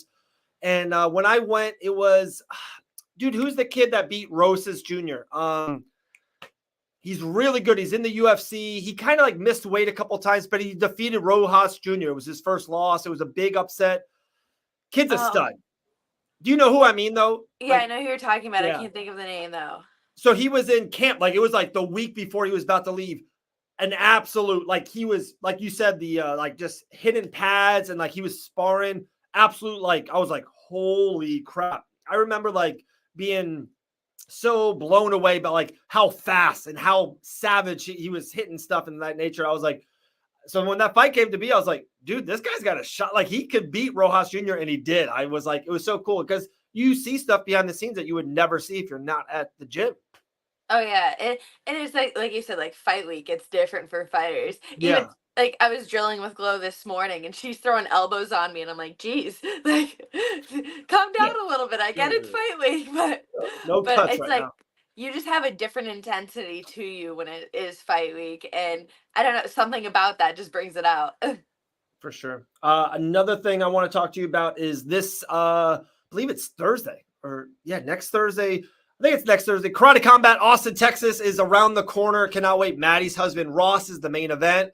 I know, awesome and everything of that nature. How cool is it? How in tune are you hearing? Is there, because I know a lot of people from your gym usually fights on the cards. Do you guys have some people going to Austin, Texas? I know we have one guy, definitely, Arturo Vergara. I'm not sure. I think we may have two. I'm not 100% sure on this if we do, but I know we definitely have one person at least, and then of course Awesome's running the show out there, so he'll definitely be there. Yeah. Dean and Awesome were talking this past weekend in Pensacola, and it's just so cool to have them when they talk. It's like just to be a fly in the wall, like you hear the coolest stuff. It's like you're behind the scenes of like two high level organizations and what they're always doing. They're moving chess pieces. It's pretty cool. It's fun times. Maybe myself and Awesome will be working together soon. Let's just throw that out there. Maybe. Wonder if Rogan will be in the building. It's in Austin. That's a good question. That is a really good question. Maybe because Rogan will be at the UFC for the pay-per-view, but that is next week in New Jersey. So he probably will be around. If he's not, I know he does a lot of comedy tours of that stuff, but no, I like that. All right, a couple more things for you, G. There's 3 big fights, especially 2 that are coming up really soon, and 1 that's like really rumored, but everything is pretty locked. Dustin Islam, Connor Chandler, and Marab and Sugar Sean O'Malley. Out of those 3 fights, for one, what's the one that you're like, okay, yeah, like this is the fight out of those 3? And 2, can you feel an upset at one of those 3? Like I know 2 of them are championship fights. Of course, the Chandler and Connor is not, but like, out of those 3 fights, those are 3 really, really big fights from now to the end of the summer. What's your kind of thoughts on them? I think the most interesting, I don't know. I'm torn between the Islam Poirier or the O'Malley Merab fight. Yeah. I think that, I don't know, the Conor fight, it's so just like, what are we gonna get? I'm not necessarily excited for it right now. I think it's it's exciting to be on the card because of who Conor is. Yeah. But we haven't seen Conor like really as a fighter in years. Conor, who he used to be as a fighter, was something phenomenal and something great to watch. Conor, who he is now, it's like he's just hasn't been focused on fighting. So it's like I don't know if I'm necessarily excited for that one. Okay. But the Islam Poirier and Merab O'Malley, I think, are both very interesting matchups and both that have a large chance of the upset. Okay. So with that being said, we all know Poirier is the underdog. Are you assuming that Merab is the underdog against Sugar Sean O'Malley? I think he would be. I think me too. I agree. I think he's going to be a heavily betted underdog. I think a lot of people will be like, wow, Merab hasn't lost it forever. Of course, the wrestling against the striking, if he gets Sugar Sean down, it's going to be a long night for O'Malley. But I do think Sugar will be the betting favorite. Yeah, and I think it's just so much hype behind him too, how he finishes fights, things like that, where it's like Merab's not really finishing fights. He's more winning decisions, typically speaking. So it's like it's just not as exciting and doesn't have that hype behind it like O'Malley does right now. For sure. Crazy. We're getting closer and closer to Michelle Waterson Gomez. I guess you got to say that now. Have you found any more little tidbits? Have you I know your team watches tape and all that stuff. Are you, I don't want to say feel better about the matchup, but the more you kind of watch or the more you get into closer to this camp, is there stuff oh, okay, I like this. I can maybe feel good about this scenario and situation? I've definitely just been having people kick me a lot. Okay. Had kicks coming at my head all different ways, just making sure I can defend and counter. So it's obviously that's a huge part of this camp, is making sure that's her biggest weapon. That's her biggest way to take me out. And I can't get caught with anything. So we just got to make sure my eyes are good. I had my friend Anna Crutchfield come down here this week. She's a 2-1 pro, just signed with Fury. And honestly, I feel like she's an elite kickboxer. I think she's a better look for me than Michelle Waterson even will be. Anna just feels strong, good takedown defense, good kick. So I feel like she's the perfect look. I'm going to fly her out again next month too. So have that same look a little bit later in camp and just keep on consistently getting that look, getting that karate look, getting those kicks thrown at me, getting someone moving away from me a lot and finding my takedowns. You said two things that I think one will be more very cool inside for the audience, and then one more for me. The first thing I will say is I love that you said you wanted to see the kicks, right? And then counter. I love that you say that, because so many times, and I was just at Island Fights this past weekend, it's so funny that a lot of the amateur fighters, you see, they slip the jab. And that's great. You're supposed to get your head off the center line, slip the jab. But now, because you have to make your opponent pay for missing that jab. You have to counter back, whatever it is. If it's ground, if it's trying to wrestle, you cross back. I love that you said that, after, the kicks. Dude, let's just be honest. If Michelle throws a kick and you catch it and you're on top wrestling her down, that's what you want to be, right? That's where you want to be in the fight, is on top and on the ground. And does that make sense? Am I for when you say counter, I love that you said that right away. That was just part of your vocab. Okay, whether it's with countering or with strikes or with the takedowns, it's just important to be able to get in there and do damage. Like you said, I don't want to be the defensive one the whole time either. You know, just be sitting there defending kicks. And then that looks good to the judges because she's the one working. So I saw someone comment there, make them miss, make them pay. That's exactly what you got to do, is just make them pay, make sure that they know that there's punishment for everything that they're throwing. For sure. And then another thing, this is kind of, to me, I think more for the fans. When you say fly Anna back, so you're in camp, are you yourself the fighter? Are you paying? Is your team paying? Is it come out of your purse? How does that, when you fly a teammate in to train with you so you can win this fight? Because not a lot of people understand this. When I go to work, I get this. when you go to work as a mixed martial artist, as a UFC fighter, you go to work, you make this. If you win, you make this. Like you, of course, usually double your pay. So when you fly out, Anna, is that who is paying for that? That is 100% me taking care of that. So I'm taking care of her flight, keeping her out here. I usually pay my training partners for their time too. So it's like as a pro fighter you're not making shit anyway, so it's like you got to be compensated, you got to know your worth, and you got to be valued. So it's like I try to show my training partners that as well.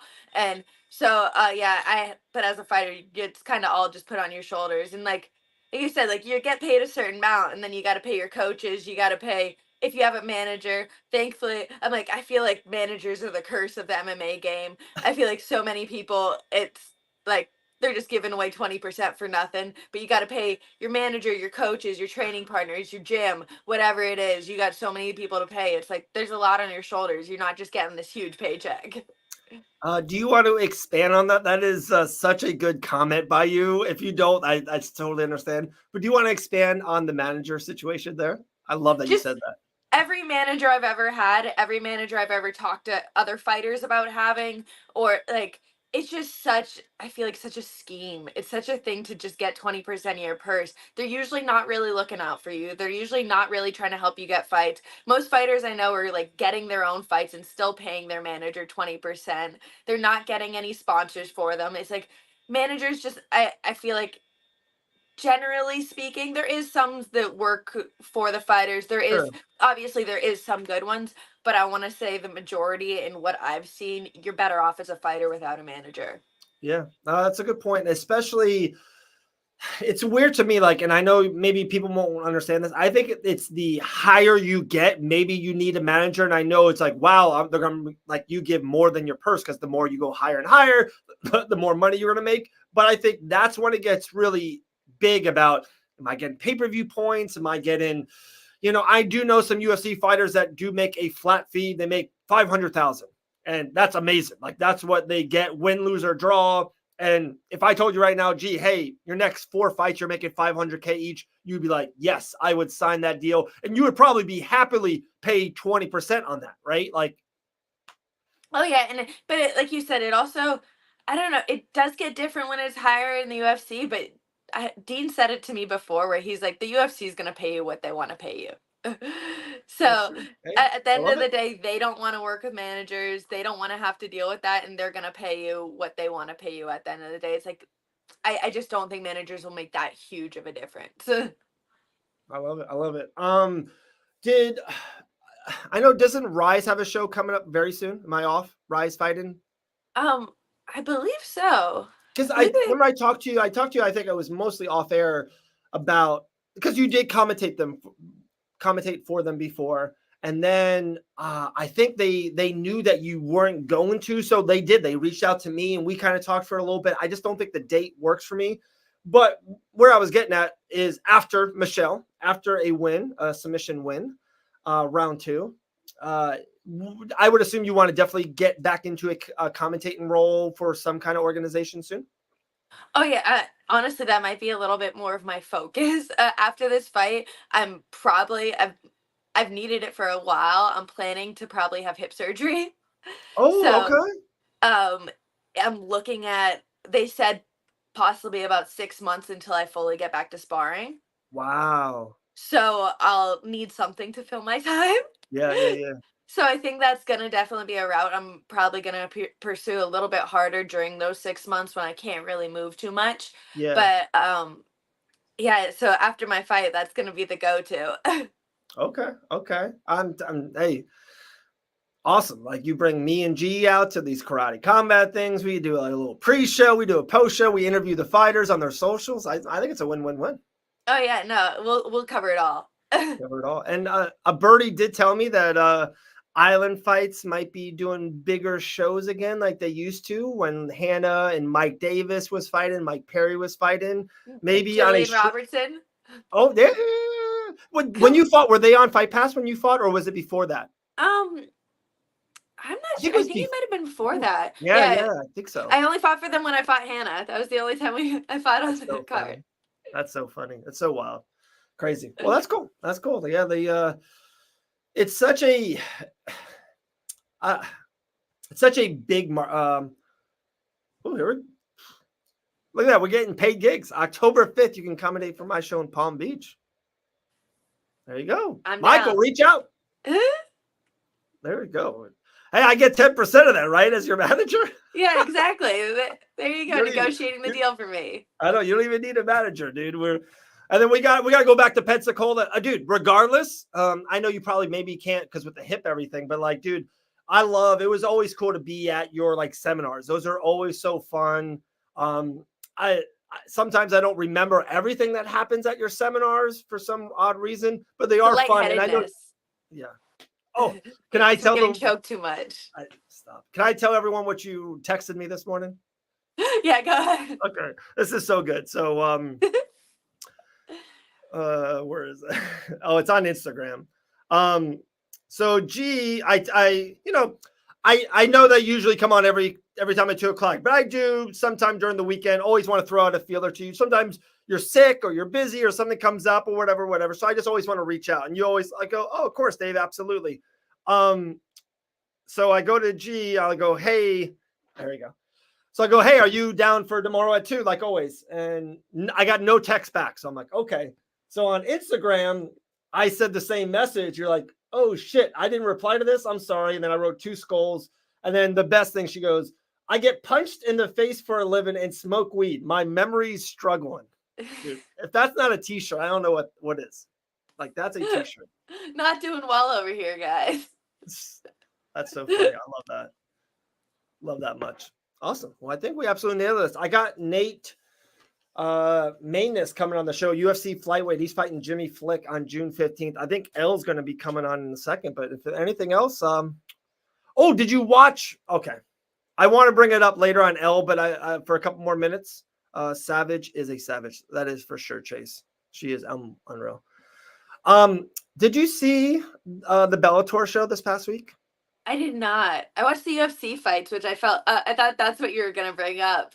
I'll bring that up. There was 4 female fights on the card, right? Yeah, a lot of girls. And well, one that I shared the cage with, Pierre Rodriguez. Yeah. I'm like making such just such a poor fight IQ decision. You drop a girl, then go and headbutt her, and like you just won the fight pretty much, and then lost it. I know. It's tough. I know Angie Hill. I know, like, you guys looked great, dude. That was her best performance yet, right?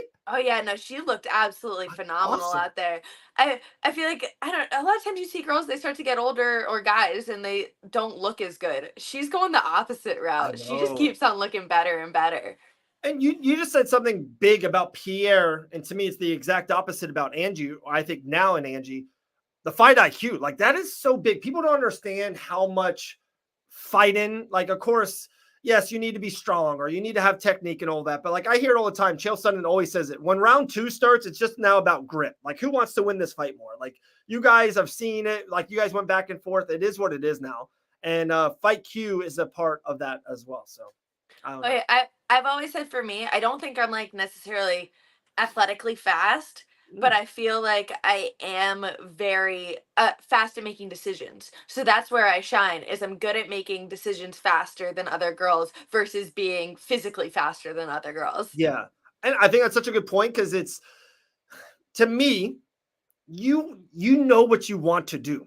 Like, you know, there's a plethora of ways to win fights in the UFC, but like, you know, the exact way that you want to win the fight. You know what I mean? It's just, and there's something about it. So when it's in a weird, wonky, you know, scramble, like, you know what you're going. Like you said, like, the other person's not sure what they're doing.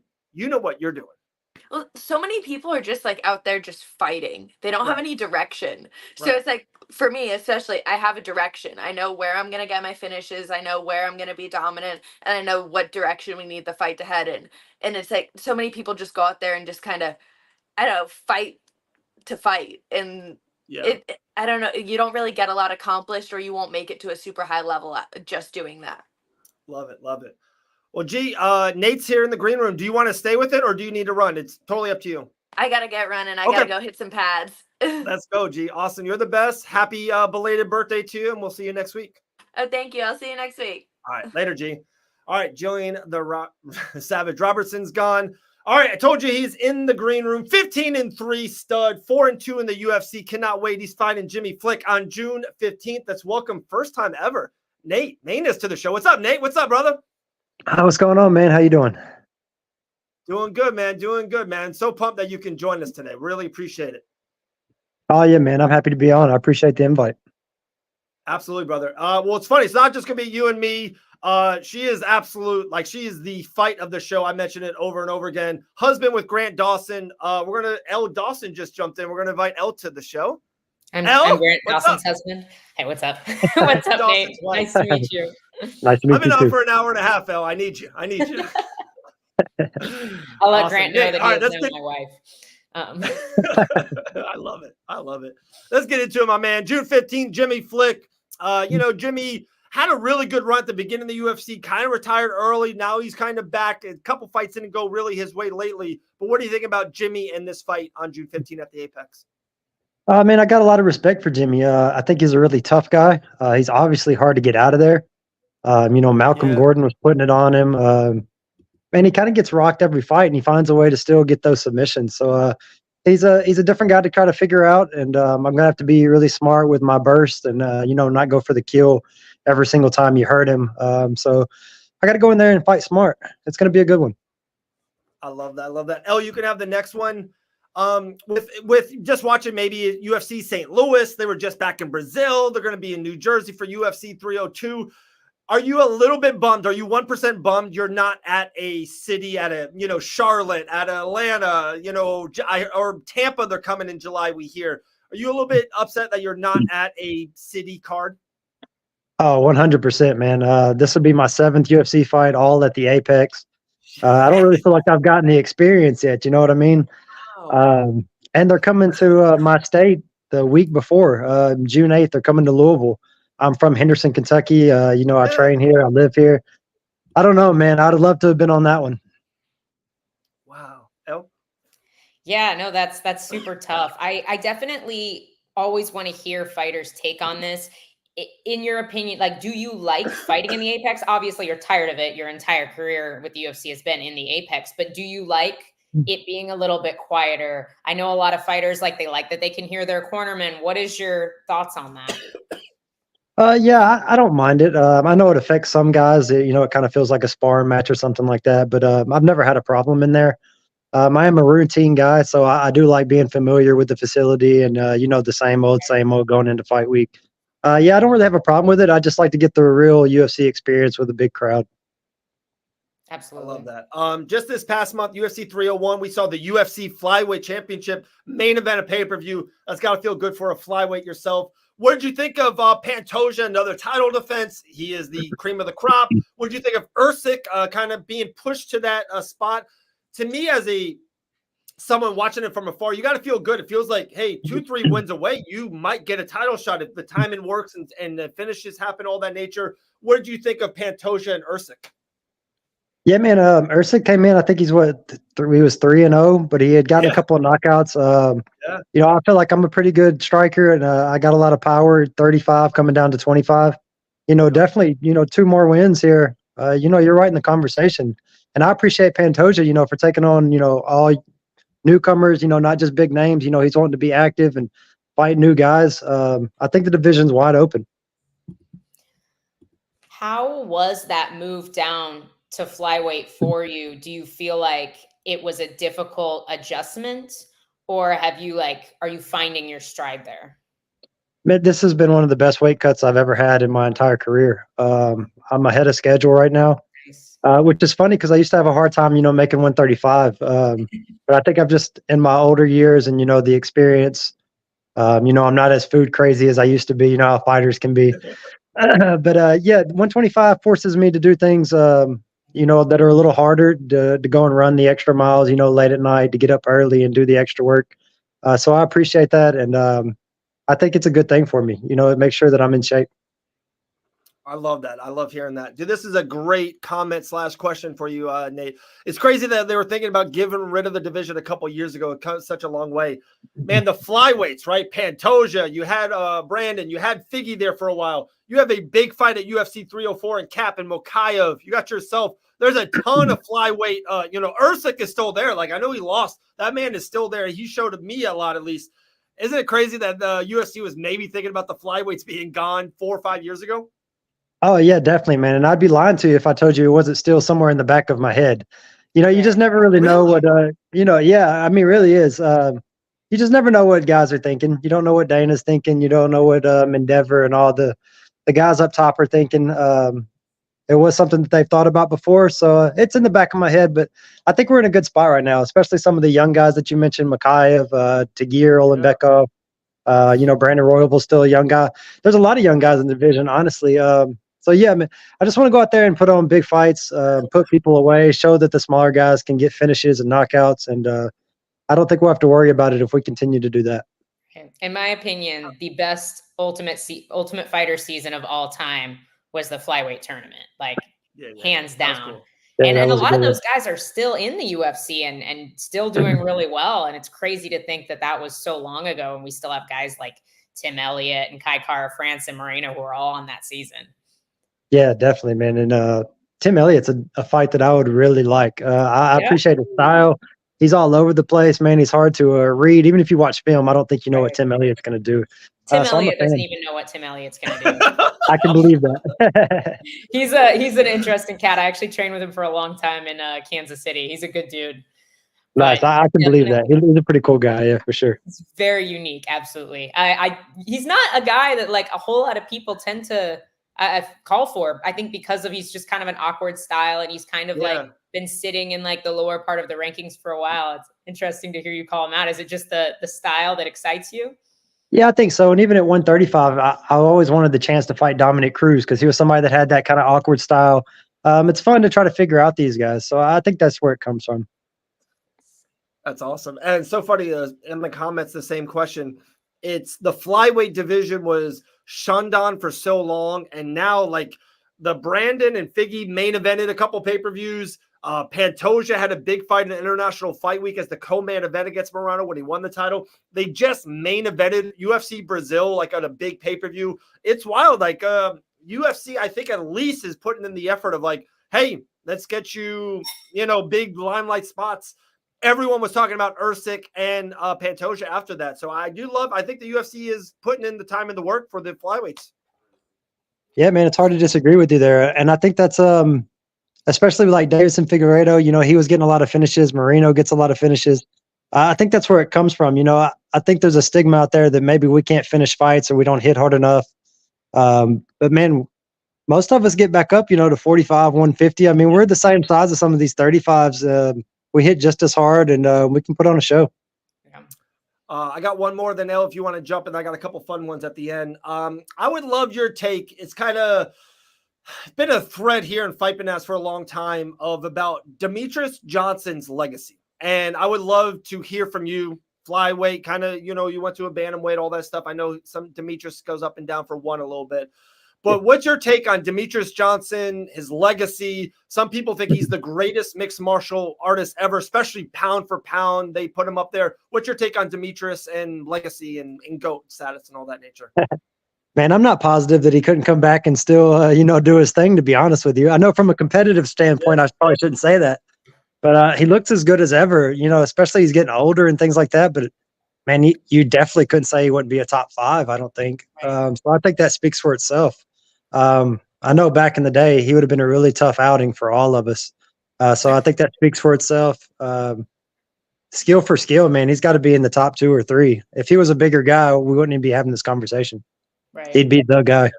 Yeah, I 100% agree with you. And it's like, that's the asterisk, is that he's not bigger. He's even small for a lot of flyweights, I think. But what are your thoughts on what he said following Pantoja's last main event? He called out the flyweights, saying that the UFC should stop putting flyweights as main events, which was kind of surprising to see because in his UFC days, he was complaining about not getting to be on these bigger cards and being more of a superstar. Where's your take on that? Yeah, I didn't hear that. I'm not sure what to think about that. I don't know if that's coming from. I wouldn't want to call him jealous or anything like that because he didn't get those, main event spots. That's surprising to hear, honestly. I thought he'd have been a little bit more behind us. Yeah, I don't guess I really have any thoughts on it. It's kind of surprising to me. Hopefully we don't get too much of that and he kind of builds us up. Yeah, I agree with you. I don't know if maybe it was a knock on Pantoja specifically during the pot. Maybe, a lot of guys outside of the UFC who will kind of flirt with the idea of going back to the UFC, whether or not they decide to do that, which that's a fight I know I would love to see if that. I was just going to say that Demetrius Johnson versus Pantoja is a pay-per-view main event. That's insane. That's a big fight. That's a big Who would you guys take in that? I gotta go with my boy. I gotta go with Pantoja.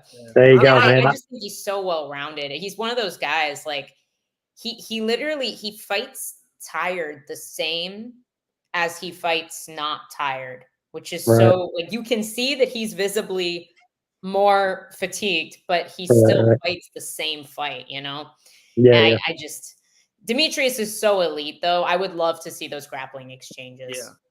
Oh yeah, definitely. I'd like to see it. I hope it happens. I hope he does come back. That's interesting. That'd be cool. The only flyweight I got beat in Pantoja is my guy Mayhem Nate. You know what I mean? That's there you go. I like it. I like it. All right, man. Five fun questions. First thing comes to your head. Just some fun stuff. You ready?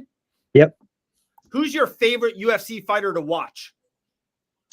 Back in the day, it was George St. Pierre. He's my favorite. Then it was TJ Dillashaw. Right now, I think right now it would probably be Sean O'Malley. Ooh, okay. Respect that. Do you have a hidden talent or a skill? Hidden talent or skill? I used to be a pretty good basketball player. I was getting ready to go play college ball, and I decided to do this. Wow. Nate, all right. I'm pausing the show. Just me and you are talking. I'm a basketball guy. I almost played college ball too. Well, yeah. So I would assume you're a point guard? Yes, sir. Yeah. Ooh, you had handles? Yeah. I just stopped growing at 5'10", so it kind of hurt me a little bit. Right. So you played 4 years, you played high school ball, high level, all that stuff? Yeah. Yes, sir. Let's go, Nate, man. Okay, we gotta link up, man. I'm a Florida guy. We gotta link up somewhere in the middle and shoot some hoops. We'll tape it. I like it. I'm a huge basketball guy. Definitely, we'll definitely do that. I will film. Love it. There you go, Al. There you go, Grant's wife. What is your biggest fear? Biggest fear? I think failure. Especially with fighting. It's not about getting hurt or injuries or anything like that. It's just that feeling of failure and letting everybody down. You just want to be successful. For sure. I always hear from fighters, especially in a fight, they always say, what I always hear is that they're afraid of getting tired. That's the worst feel, just feeling dead in there. Is that true? Yeah, I think so, man. But honestly, my mindset, you can beat me to death for, 14 minutes and 50 seconds. As long as I come out with the win in those last 10, I'm cool with it. Okay. I like that. This is always a good one. If you had to go out to dinner with two guests, dead or alive, who are those two people you eating with? I think one would be George St. Pierre and LeBron James. I think those would be two guys to learn, just how they take care of their body, and they're real meticulous about that kind of thing. So I think that'd be interesting. Nate's my guy, man. I'm a fan of Nate. Big fan. All right, last one, my man. Maybe the most important question. June 15th versus Jimmy Flick. What is the exact fight result? Man, he's gonna try to take me down. Of course, I don't think he has the wrestling to do so. He's going to be chasing his submissions, but like I said in the beginning, he gets rocked every fight. I feel like I bring a lot of power to 125. I think I'm going to put him away and secure that fourth bonus and put me in an arena after. Let's go. Get my man Nate some money. UFC. No more Apex. I love it. There you go. I like it. Nate, you're the man. Any last thing, anything you want to shout out, fans, loved ones, sponsors, anything like that, my man, the floor is yours. Yeah, man. God first, obviously. I couldn't be doing this without him. Pat Wilson, Raw Sports Management Group, Tag MMA, Nice Guy Submission. I got my sponsor list here to make sure I don't forget nobody. B&N Construction, Team Lynn, Expressway Ford, Fisher Total Maintenance, Max Custom Completions, Lux Motors, Talkaholics, Black Label Custom Firearms, Spartan Production, Thor's Dumpster Rentals, Stonebridge Sports Insurance. I appreciate all you guys for supporting my training camp and helping me do this full time. And thank you guys for having me on. Awesome. Course, Nate, man. you're the man, brother. Let's talk soon. All right. Let's talk after your win. Yep. I appreciate you guys. All right, brother. There we go. Nate Maness on the show. Loved it. Loved it. Absolute stud. Elle Dawson, how are you, fam? I'm good. I'm here. I'm eating my lunch. Dude, I'm so sorry. Dude, Sean's getting at me. You just called the MVP of the show Grant's wife. I apologize. Yeah, come on, Dave. Get it together. As I shove food in my face. Dude, the first hour, you will have to go back and watch it. It was one of the best first hours ever. You ready? Maddie was on one. That's one. She was on one. And two, me and you need to help her. She even said she needs to find God. Okay. That was our conversation for 5 minutes on the show. She needs help. She said, so I'm like, hey, Maddie needs some Jesus. Yeah. She needs some Jesus in her life. So man, it was a good show. All right. We got Talie coming on in 15 minutes. Talie Pain, the peak fighting championship flyweight champion. We got our guy Chase Hooper coming on in 40 minutes. Love always talking to Chase. He's so funny. But okay, me and you do what we do best. I kind of saved this for you because I know you will love this. I know Elle will love this. This is right up your alley. Did you watch Bellator this past week? Bellator had a show this week? Exactly. So I didn't even see anything on Instagram. Dude, Elle, Bellator fought Friday afternoon, literally around 1 o'clock on HBO Max. No, I remember it happening because I remember looking at my phone. I was like, oh, Apache won. But yeah, it was like in the middle of the day. We were at the grocery store or something, and we're like, oh, holy crap, Bellator's going on right now. What a random time. I guess it was in was it in Europe? Is that why it was so early? Yeah, it was because Patchy got engaged with Tatiana Suarez. I saw that. I saw more about that than I did about the Bellator fights. Me too. I like so many people there. I like a lot of the fighters there. I like the people that kind of work for the industry there. It is just it is horrible. How Friday afternoon, why? What? No promotion for it. Didn't know that was on it. Aspen was fighting on the card. So I follow her and we actually talked back and forth. I knew of that. It's on HBO Max. It was so hard to watch. And it's, and you already, wait, there's no UFC this week. Huh? What's up? I was going to say, I was getting ready to watch LFA because I saw more of that on Fight Pass and on Instagram than anything else. What were you saying? Sorry. No, I'm just there's no UFC this weekend. They could have put that show this weekend and dominate. Guys, everyone come see us this weekend. We're by ourselves.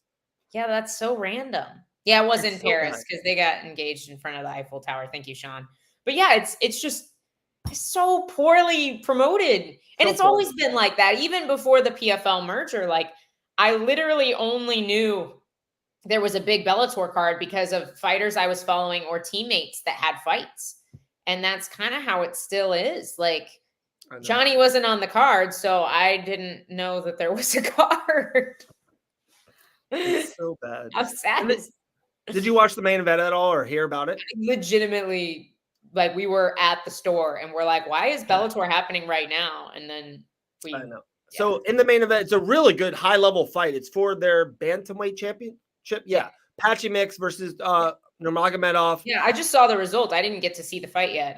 Dude, Nurmagomedov won the fight. Great fight? No, not a good fight. Nurmagomedov won. I'm not trying to say it was 100% one-sided, but just watching the fight, almost I felt like it was the Pantoja Usyk. It was a good fight, but Pantoja won the fight. Right. It wasn't a mystery. So after the fight, I'm like, oh, no, wow, new champion. Nurmagomedov won the fight. And then they said Patchy Mix. I'm like, wow. So poor decision. I'll have to. Yeah. It was split, yeah? I actually don't think so. I think it was unanimous. Let me look at Tapology. Yeah. Legit would be channel surfing. It was split.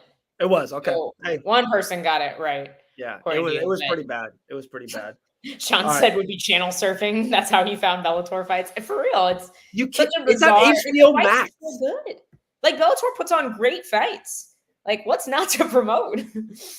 It's bad. Talking about something that was promoted, I thought really well. I saw it all weekend long. We promoted that on Fight Bananas. Guys, if you go to the Facebook page, we posted a Usyk winning the championship. It's over like 6 million in reach. It's got over like 100,000 likes, shares, like it was insane. It's like one of the biggest posts we've done in a long time.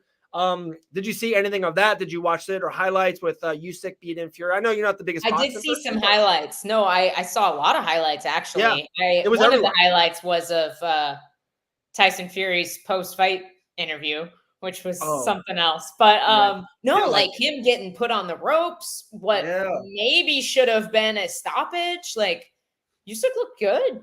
Yeah, that's all I really saw of the fight. I don't know how close the rest of the fight was. I was just looking at like highlight reels, but so like I saw some of it. So Fury was winning the beginning of the fight, like he was doing good, longer, finding the jab, doing all that, and then like I believe the round 4 or 5 there was a total switch. Like Usyk just started dominating. He's like Kobe Covington of boxing. He just walks straight into the fight, like he just walks into the fire. And sooner or later, like Fury just stopped with the jab and was getting too close into that phone booth. And that's when Usyk went off on him. The 9th round, he was standing, landing those left hooks. Yeah, crazy. Yeah, it was wild. The 9th round was wild, Sean. Was wild. Last week we talked about 304. Is there? Oh, that's Edson Barbosa took the L to Laron Murphy. I did not see that coming. I was wrong. Murphy looked phenomenal. And I think this was just a matter of like, this was the test for Murphy and he passed with flying colors. He fought so smart. I think Edson is one of those guys who's aged beautifully in the sport, even for the amount of like wars he has been in. Cause he's been in some really like tough, like 5-round fights. And he has aged really well, but I think maybe his reaction time is a little bit different than it used to be. And a guy like Murphy, who is so fast, he was able to, run away with that. Like his jab looked so good. His feints looked so good. He was really smart with the range. He came out like round 5. Obviously, Edson had some really good moments. He hurt Murphy a few times, which shows how dangerous he still is. If there was 10 more seconds to that first round, Edson wins it. Laron was so hurt. I'm so convinced that would have been the end of the fight. But, rounds are rounds. Can't complain about that by any means. But, man, Murphy, he fought super smart.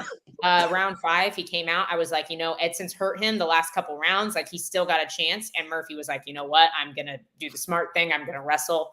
I'm going to keep him here on the cage. And he did just that. And that solidified the fight. So I'm really impressed with him. For sure. This is a good question, Sean. Do you think Murphy will make 304? I think I have the 100% answer. No. Like, if you guys check Laron Murphy's fight, his topology, the man fights once every like 10 months on average. Like, he does not fight a lot. It's probably one of the reasons why maybe he is so successful. Doesn't take short notice stuff a lot. Like, he is make sure his body's right, make sure the weight cut's right. He doesn't fight soon. And also he just won a main event of a fight night, gets a legend of Edson Barbosa.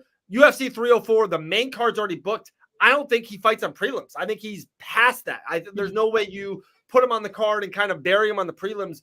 You never know. Like, they might go back to England later this year as a fight night. Boom. Oh, I think they actually said they're fighting in Paris in September. Murphy main events it.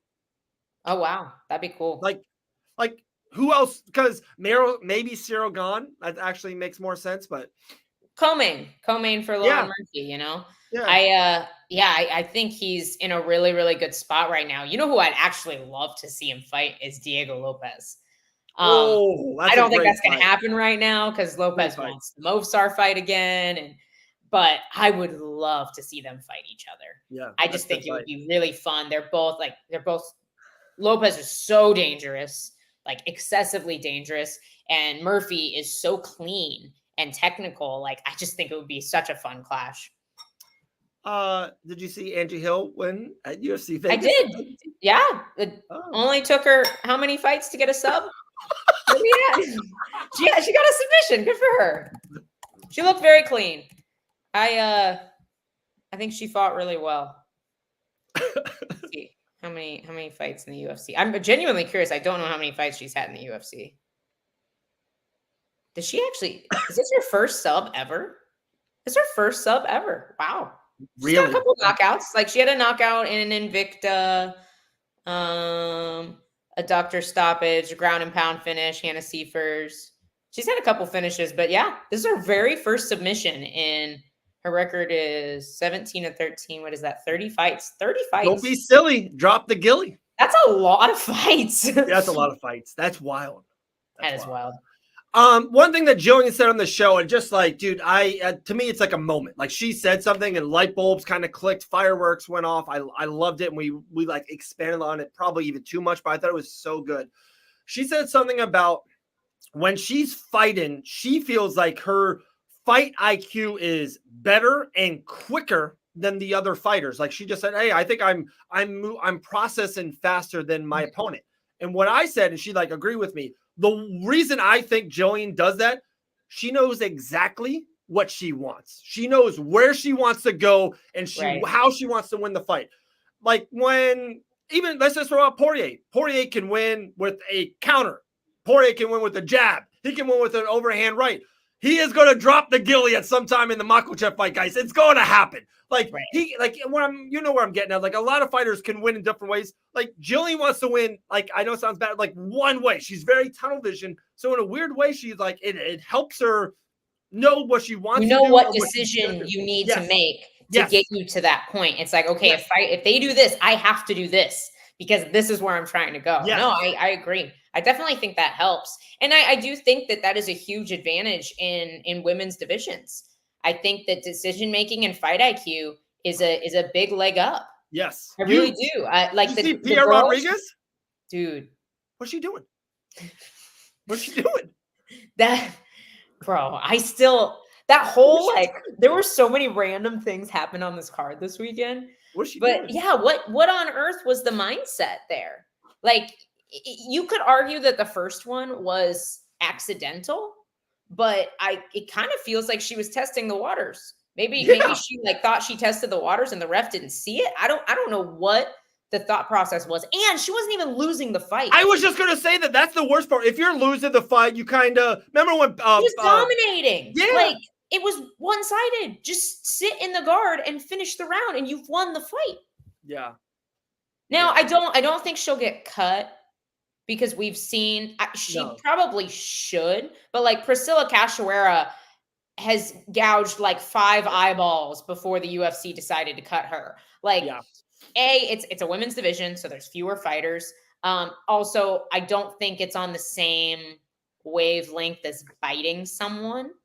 That's a step further. So I definitely don't know that it's comparable to the bite that we saw a few months ago, but yeah, what a bizarre. And then we had a booby TKO. Yeah, for the first time ever. Dude, Talie's in the green room. She's gonna be on in 1 minute. I've been on for 2 hours straight. Elle, can you just take it for 10 seconds so I can run? You want to go to the bathroom, Jay? Yeah. I have to. I'll bring Talie in from the green room. We'll be on. Talie and myself will be on in 1 minute. All right. Perfect. All right. You take. Should I let her on? Or you want me to wait? No, I'll bring her on. You go in the bathroom. I'll bring Talie on. We'll chat. It'll be cool. Yeah, It'll be cool. Dude, she's an absolute stud. There's a lot of history with Talie and myself, dude. She commentated Island fights with me years and years ago. I love that she's still doing it for other promotions. She is now a champion at Peak FC as the flyweight champion, 4-3. I got a lot of love and respect for this woman. Let's bring on Talie Pain onto the show. What's up, Talie? What's up? How are you, friend? I'm great. I know you need to use the restroom, so that's no problem. I was going to say, I can bring her on. Dave's like, no, I got this. I got to do the intro. He's just too excited. We haven't talked in a while. So. I know, dude. She's awesome. She's a stud. All right, you guys catch up. I'll be literally 48 seconds. Okay. Hi, Talie. Nice to meet you. I'm Elle. Welcome. Yeah, congratulations on your win. How are you feeling right now? Feeling good? Yeah, no, nice to meet you as well. I've been following you guys for a while, so it's actually awesome to finally talk to you. And yeah, it's exciting. It's been a great week, just kind of coming down from everything, basically feels like I've been in camp since January. I was supposed to fight back in January, and it was just kind of like one cancellation after the other. So it's nice to finally really take a break. And it's not really much of a break. I'm supposed to be fighting in July. I got like 7.5 weeks. So I took the week and now I'm good to go. Well, that's awesome. So I was kind of doing some digging. I went back and watched your first fight with Caddy Strike, went back and watched your last fight as well. And then I was digging through Instagram and I saw that it was the flyweight fight, it was a flyweight championship. And then on the next post, I was scrolling through and it said it was the bantamweight championship. So tell me what happened there. Was there an opponent change? What went down? No, it was one of those things, you know, how everything changes like the day of, basically day of weigh-ins. It was kind of a crazy thing. We both showed up, we both missed weight, and it was one of those, I was so lucky. We kind of threw out like, hey, we both want to fight for a belt. You know, she had a big crowd there. We both were ready for a championship fight. And kind of by the grace of whatever, there wasn't a bantamweight champion. So we were like, hey, screw it, let's make it a bantamweight fight, you know. And I know both of us don't want to stay at bantamweight. We want to be flyweights. And that was my next question. Yeah, I'm going to be fighting for the flyweight championship belt, and so be a double champ. Why not? Absolutely. Have you fought at 125 before then? Yeah, pretty much almost all of my fights were 125. My past two were catch weights at 130. Gotcha. But yeah, flyweight is where I'm most comfortable. As I'm getting older, the weight cut is getting really interesting. So having to rearrange and figure that out again, just let my body be more comfortable with it. Gotcha. But I feel so comfortable at flyweight, absolutely love flyweight, and definitely want to officially be the flyweight champ. Awesome. So I always write notes, like anytime someone's coming on, and I probably have enough history with Talie. I don't need to, but I always write notes on this paper. And I don't know if you can see on the top thing, I wrote and circled, I love your resolve, Talie. I love your resolve in life, fighting. Like, how many times have you been told no, or been like one win away from maybe a big fight in the Contender Series in the UFC, and it doesn't go your way? Life sometimes does that to good people, and it just seems like I love your resolve. When you hear me say that, what do you take from that? God, this life is hard. Yes, it's rough, and it's like that. It seems, I don't know what it is. I seem to do everything the hard way. And I guess it just makes me a better person. I'm happy to have dealt with so much adversity in the beginning of my career, so that once I get to Contender Series, once I get UFC, I feel like all of that's out the way. And then I can really take off in my career like I know I can. So I keep telling people, I'm like, dude, I just got to keep chugging along. It sucks, but you know, grit your teeth and keep going. With that being said, is that what you want to do, is through the route of the UFC to the UFC? Absolutely. You know, okay. I was telling my manager, I was like, hey, I know Contender Series is coming up in August. Yeah. I'd like to do this fight in July and then have another quick turnaround, do August. I know I can make it there. You know, it's one of those, I know they're like, oh, they want people who do finishes. I know I can get finishes, but I also know that I am such an exciting fighter. It doesn't matter if it's, you know, the distance or not. I always put on a show, and I know I'm finally at that level. Like I said, I faced a lot of adversity in the beginning. I went through some rough things, but I learned my lessons the hard way. And now I feel so beyond prepared to actually be there. You know, that was my 8th pro fight. So I'm ready. I feel absolutely ready. Whoever they were to offer me, I feel good, whether it's striking, grappling. I feel like all my bases are covered now, and that's where I want to go, you know. Is there a fighter that's on the local circuit that you think is the win that can get you there? A name kind of jumped out at me. A girl you fought a few years ago, Rain Guerrero, is fighting Pearl Gonzalez, who's a huge name on the regional circuit. Is there somebody out there like that you want to prove that you're ready to make that next step to the UFC? You know, it's funny that you actually bring her up. I have always thought, since we fought, I had a feeling Rain and I would possibly meet again. And I was like, hey, that fight, I think would be an amazing Contender Series fight, you know. Ooh. And because we both love to bang, you know, and I think we both have progressed so much since the first time we fought. I know she got there, and I know she wants to get back there. Fighting Pearl, I think, would be amazing. I really don't care. It's pretty much whoever wants to show up, I'm down to do it.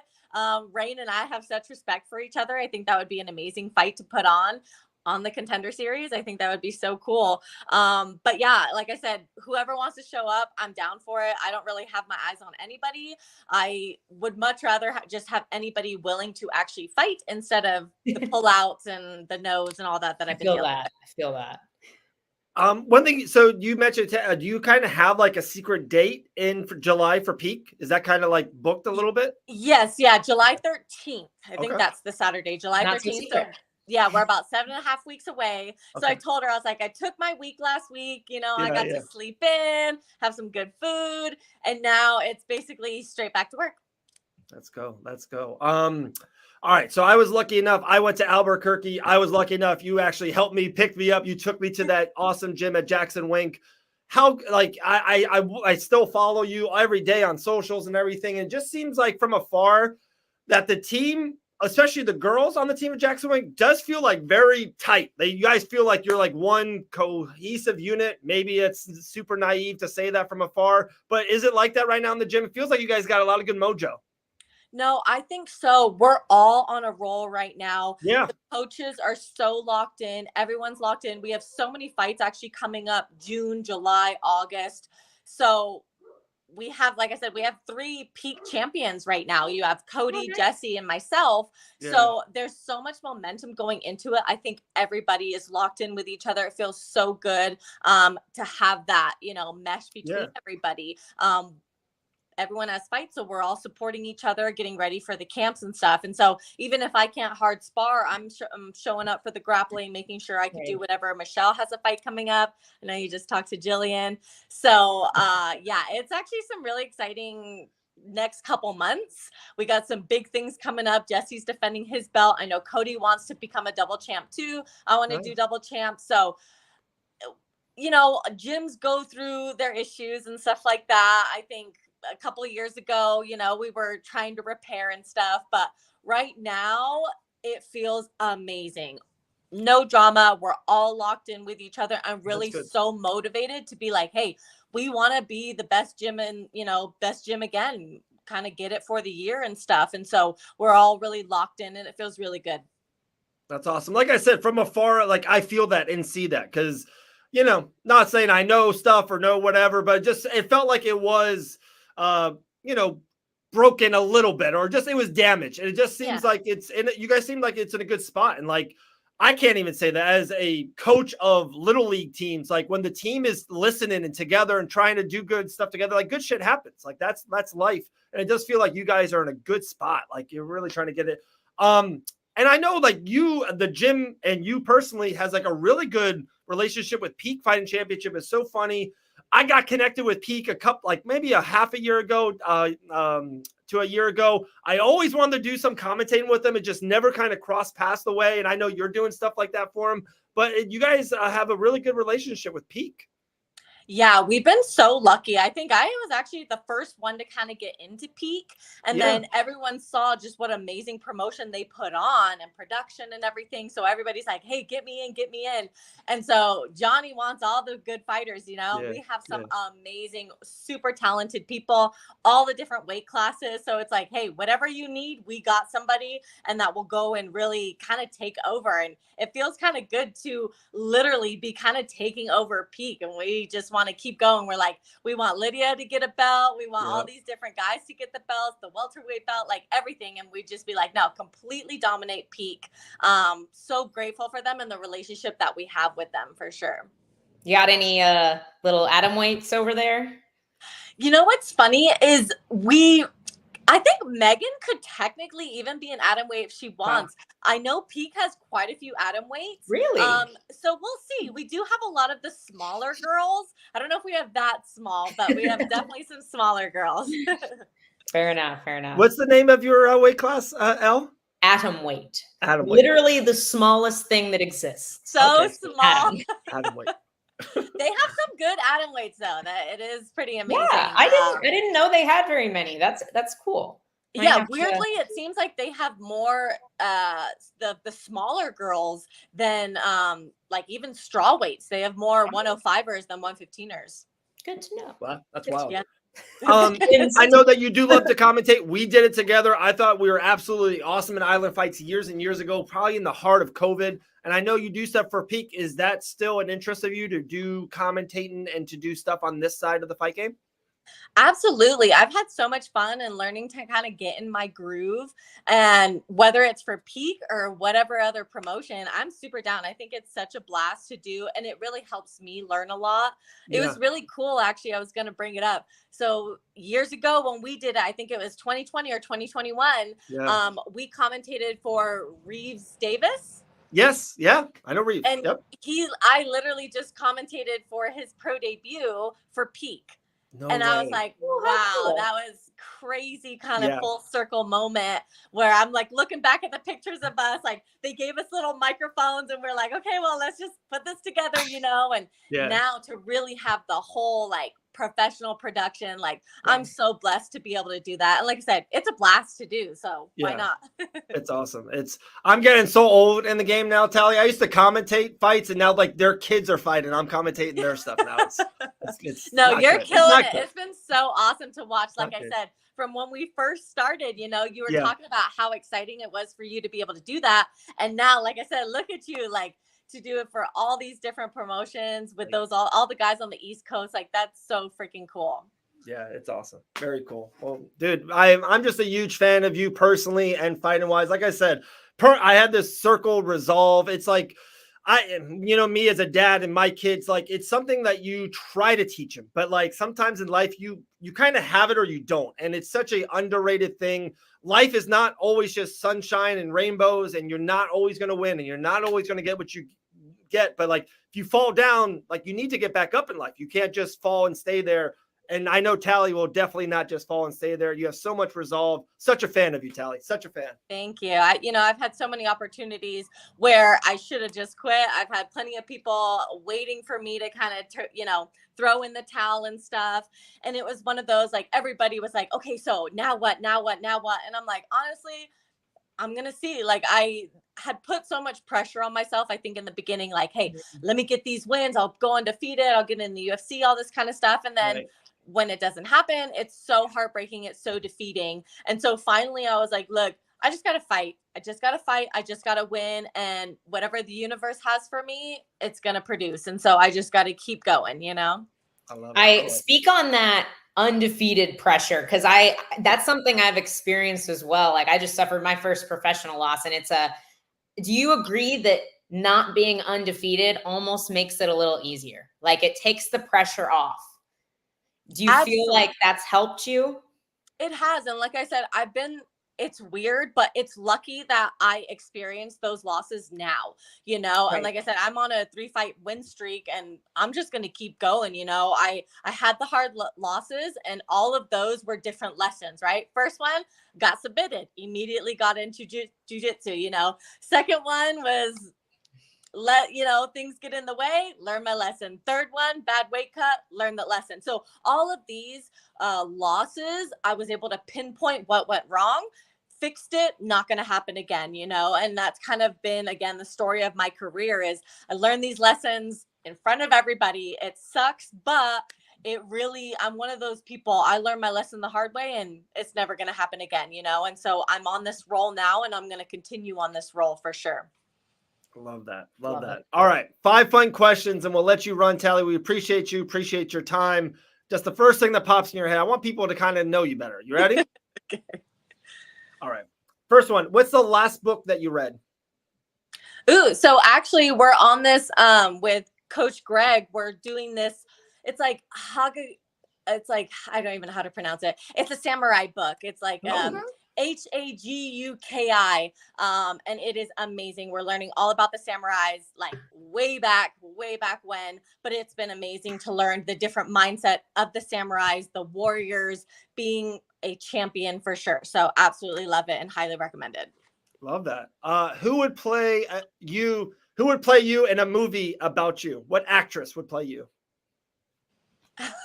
What's funny is for the longest time, I've always been obsessed with Hayden Panettiere.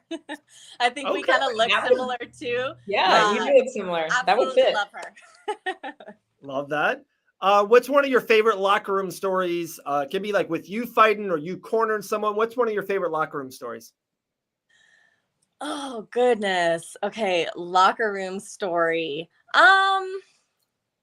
Honestly, I'll have to say, literally this last fight, we were backstage. This is the first time I've had Coach Wink and Coach Greg corner me. And it was so cool, right? I wanted to show them like, hey, I know what to do. I'm experienced.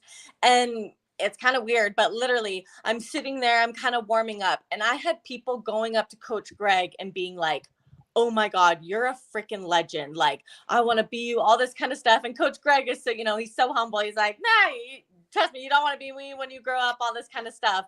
And I was just sitting there like, holy shit, I have Greg Jackson and Mike Winklejohn in my corner. And to hear the stories of everybody that they've cornered, like GSP, all this kind of stuff, it was just kind of like mind boggling. Like, wow, they're here for me. I get to have them in my corner. And it was amazing. So nothing super drama, but I just thought that was the coolest thing to sit back and be able to watch, like, damn, these people are here for me and they're so supportive of me. So it was really cool.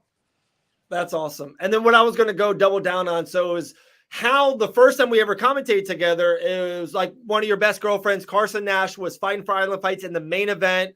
I think it was like you, it was Carson and two other people and you. And so instead of like being in her corner, like you were doing commentating with me, but let's just be, you're back, I don't know how you guys are now or whatever. I'm not saying you're not friends, but you know what I mean? Like you were like 100% so invested in Carson's fight and you're like doing commentary and like, different things. You were like, put down the microphone. You're like, Carson, sweep the leg. I'm like, take the back. And it was, like, you were so invested. It was so cool to kind of like see that live next to me. It was awesome. It was fun. Thank you. Yeah. I've done it all, right? I've learned to be better. I'm very much neutral now when my people are on there. It's hard. But I love being able to jump in there when I've cornered someone for Combates before. And it is such a cool experience to be able to be there too. So I'm doing a lot better, a lot more professional now. Love it. What's your all-time biased as hell? Oh yeah.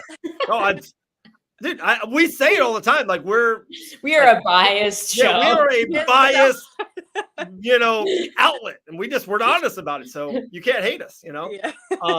What's your all-time favorite Halloween costume? Ooh. Okay, so I did this. It wasn't my idea, but I actually did this. I think it was like my first year of college. I did a Girls Gone Wild outfit. And so I did the censored. So I made like a censored, cardboard right here. Yeah. I went and got like a Girls Gone Wild hat. Hey, that's me. Sound. There you go. Hey. That was super original, but I felt very proud because I did it myself. So I was like, that's cool.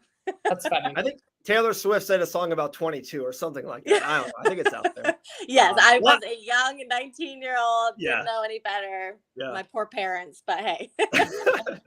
Last question for you. If you were a promoter and you any time zone, any state, anything like that, you can dream, you can make any fight in the combat sports world. What fight would you make as a dream promotion? Oh, fight-wise? Yeah. Ooh. Oh my gosh.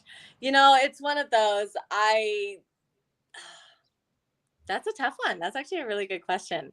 I guess so many bucks, Talie. So many of them have happened already. I think it's funny too because I was so obsessed with Gina Carano. Okay. Yeah. I was so obsessed with her. So I think to see her come back, and again, that was like years and years ago. I know she's like living her life now, but honestly, like Gina Carano, I think again, Cyborg again, or anybody like that would be amazing. It's so cool. Any girl fight, I think is amazing. Awesome. Talie, so happy for you. So happy for your success. And I just know you will keep on going. And we'll talk soon. My friend. We'll see what happens. Thank you guys so much. I appreciate it. Thank you, Talie. Have a good day. Super nice to meet you. Nice to meet you too. She's a stud. Absolute stud. There's Talie.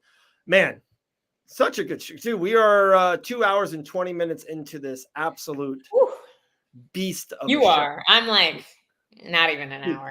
I'm not gonna lie, I missed you dearly. There was times in that, especially the second hour, it was just like me and G for a little bit. Then like I was like, wow, Nate's coming on, and I wasn't sure where Elle was. I was like, I missed you, friend.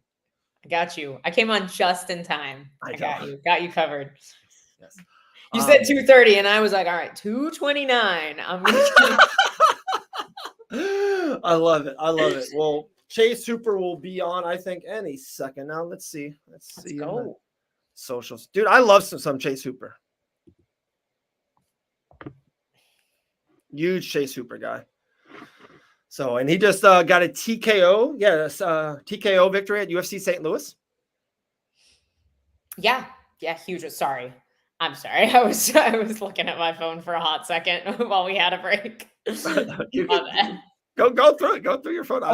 Pulling up some Chase and that's Hooper why the L's MVP. Dude, people love you, L. People love you. I miss you guys.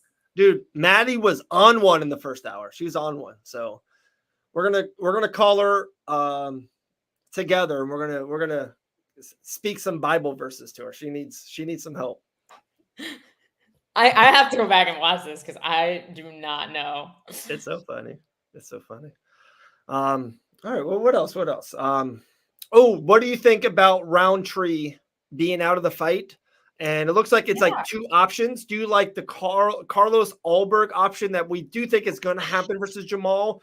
And then the other option is this Yuri Prochazka option that's out there. What's your take on both of those?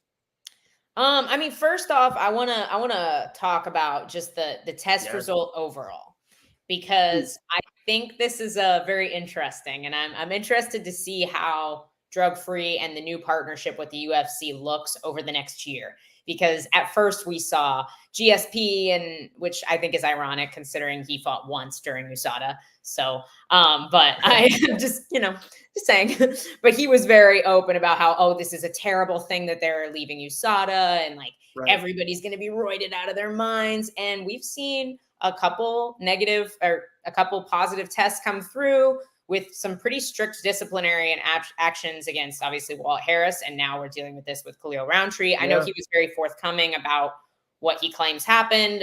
Allegedly, he took a tainted supplement. Something, went wrong there.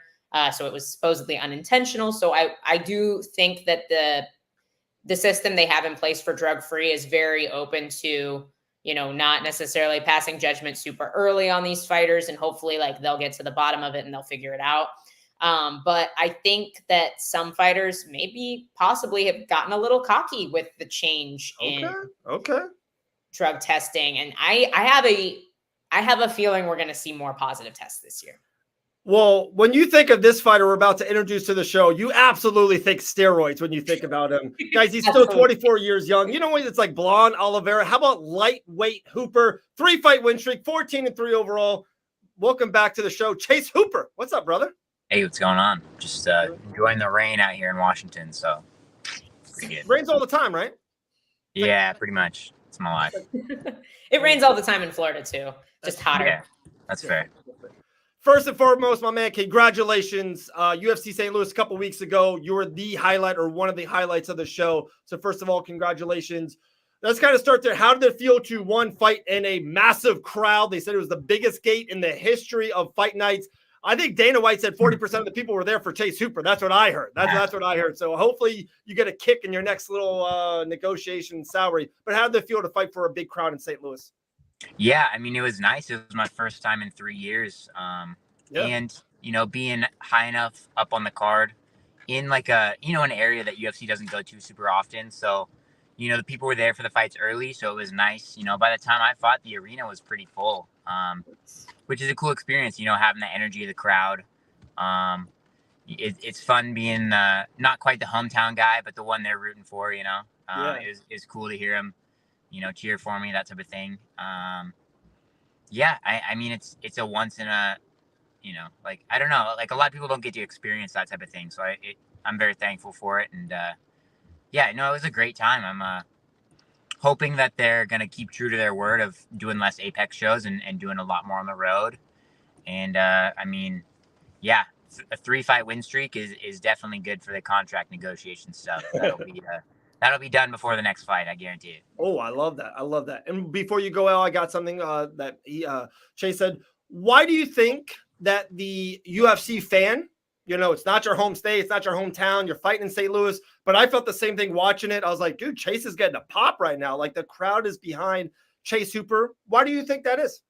Well, they were very against the foreigners, so I'll take it. Okay, that sounds like Missouri, right? Slava clause, pro America, so I'm down with that. Okay. They, even Jake Hadley, who's from the UK, like they were booing him. I mean, he was fighting. I think he fought Charles Johnson, right? He's fighting the hometown guy, so I get that. But wild to see him. Just I mean, I'll take all the positive energy I can get. I know if I end up fighting in one of these other countries someday and fighting their guy, I'm gonna get booed. Not that it super matters, but it's always nice to have the crowd on your side for sure. Yeah, absolutely. My question for you is, this move to lightweight has clearly been great for you. Like, you're undefeated at lightweight. This was a good change for you. I think the primary criticism when we hear your career come up has always been like, oh, Chase Hooper got signed very young. And I want to know your thoughts on that. If you feel like this path was the perfect option for you, getting in at featherweight, getting in super young, and being able to develop inside the UFC, or if you could go back, would you wait a little bit and take some more fights before you got signed? No, I mean, I had bills to pay, and I was taking as many fights as I could get. I mean, it's one of those things, like, the path is, whatever you need it to be. And the people criticizing are the ones that have never fought before in their lives. They've never walked into a gym. They never trained before. Like, I'm just getting to the point where I don't, positive or negative, like, I've learned to just take whatever the fans say with a grain of salt. Like, the people that say you're the best in the world, people that say you're the worst in the world, like, neither of them are right. It's going to be somewhere in the middle, hopefully on the better end of the middle. But, it's one of those things where, I just am learning to not care what other people think, which is nice. But, I don't know. I mean, you can't fault anybody. This is my opinion, at least, is like, you can't fault somebody for taking the opportunities they're given. UFC felt like I was ready at the time, and that's where I was. I was ready at that time. And, it's just an adjustment period. Like, nobody besides the people that have fought in the UFC will understand the difference in the pressure from jumping up from a local casino, whatever, down the road, to now I'm flying to Las Vegas, fighting, in the T-Mobile Arena in front of, tens of thousands of people. That's a huge jump up in pressure. And then now all these people across the world are watching me on TV, watching on the pay-per-view, whatever. Like, it's a huge step up, and there's an adjustment period. Like, regardless of if I went in there at 18 or 28, like, it would still be, not the easiest thing. It's a jump in the pressure. It's a jump in, the competition level, obviously. But now I'm here. My next fight will be my 10th one in UFC. And, I'm showing that I'm starting to hit my stride, and I'm ready to take these harder fights. Crazy. Yeah, that's insane. Before 25, like, you're about to have your 10th fight. Oh, go ahead, Sabe. Sorry. No, that's amazing. Like, I'm with you, Al. Like, this, I was going to go with the same kind of comment. It is insane. Did you watch the fight back? And I don't know if you heard a lot of the MMA media, and some fans were like, what was the ref doing? Like, can the ref help Slava Claus? Chase Hooper's murdering this man live on television. Did you watch it back and be like, dude, ref, you should have stopped this minutes ago? Or is that's the fight game? You got to do what you got to do. It's one of those things where, and this is the same thing my coach told me between rounds, is, Slava, he's doing enough. Whenever the ref's saying, hey, you got to move. Right. And, this is what Keith said in the rules meeting beforehand. Like, he comes and talks to everybody that he refs. All the refs do it. They're like, hey, I'm going to be reffing your fight. Just so you know, like, this is what I'm looking for. And essentially what he said is, hey, when I say you got to move, like, I'm giving you an opportunity to keep me from stopping the fight. You have to move into a better position. Like, if you're moving and you move yourself into a worse position, then I have to stop the fight. So I felt like Slava was doing just enough to keep the fight going, keep it from getting stopped. But, Keith was definitely making me work for it. But that's not my job at the end of the day. My job is not to determine when the fight stops. That's on the ref. My job is to, do as much damage to the other guy to make the ref want to stop it. And yeah, I mean, I was doing my job. He was doing his. Slava was doing his job. And yeah, I mean, it's just a shame that one of us has to get beat up for the other to make money. But that's the business.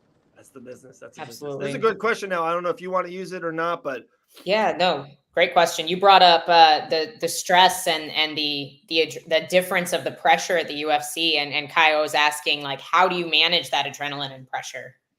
So I've had a lot of fights where it, was kind of overwhelming. Just that pressure again. But I got really into sports psychology and like just doing stuff on my own. Like I never talked to anybody about it, but just like, reading books about sports psychology and trying to use some of their strategies. Just realizing that like that pressure that you're feeling is like, that's the adrenaline. Like your body's trying to, it's a performance enhancing drug that your body makes. It's helping you get to that next level. And you don't get to feel that all the time because you need to save it for these special occasions. Right. Or, that's just a different way to think about it. And just keeping in mind, too, that regardless of what happens in the fight, the people that do actually care about me, like the ones that I see every day, like they don't care. They don't care whether you win or lose. Like they're just happy that you're okay. They're happy to see you after the fight and, to have it been gotten over with. But honestly, this last fight, I felt nothing really. Like walking out, I felt maybe just a little bit of like adrenaline in the morning, but the rest of the day, I felt very normal. I felt really cool, really calm, and I think it helped me perform pretty well. Like I didn't really have. I was able to get that pressure off of me and just know that in the moment my body's gonna make the right moves. I'm gonna have the right instincts, firing and all that. And it worked out. So we talked to Dustin Poirier around 2 weeks ago on the show. We kept on talking about him finishing the story. His last fight, maybe fighting Islam Makhachev, a dominating champion. Finishing the story, winning the championship, right in the sunset. It's your weight division. You're on a little fight win streak. You never know how close you can be and all that stuff. But prediction next week, UFC 302 main event, Islam or Dustin? What you got? I would say that my heart picks Dustin. I want to see him have that fairy tale. All right, that's all you gotta say, Chase. It's over. The brain picks, the killer from Dagestan. Like it's just such a tough matchup.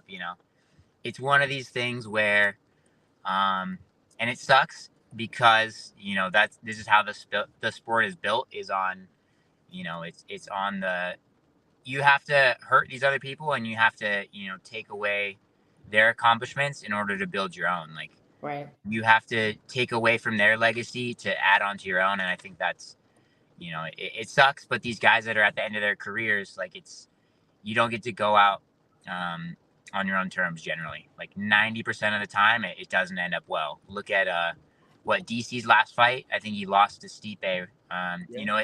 Just these fights like this, all these people, especially when they start saying like, hey, I think I'm about to be done, like they might not be in it as much. And this is not a sport that you can do even, not even just halfway. You can't even do it 90%. You got to be all in. You got to be all ready. And I'm sure Dustin will be as ready as he can be, but it's a tall order. So I'm pulling for him for sure. But it's a tough one. Very cool. Very cool. I got one or two more, Ellen, and if you want to jump in. Chase, a lot. I started, seeing who you were when you fought for Island Fights. Kind of funny thing. I'm wearing the shirt. And then all of a sudden you like bursted on the scene. You're on the same Contender Series with Michael Davis, who, I'm friends with. And then you did so much with Fight Pass. Like I think I coined you a couple times, Mr. UFC Fight Pass. You were so funny on it and show wise on it and content wise. Are you still super, intrigued with that kind of space in the MMA space and podcasting and creating fun content? Everything you did with Jorge was just classic. Are you still into that, or like you're just 24? You're probably in the 5 prime years of your fight career. Are you doing more of this? Where are you on doing this side of the fight game?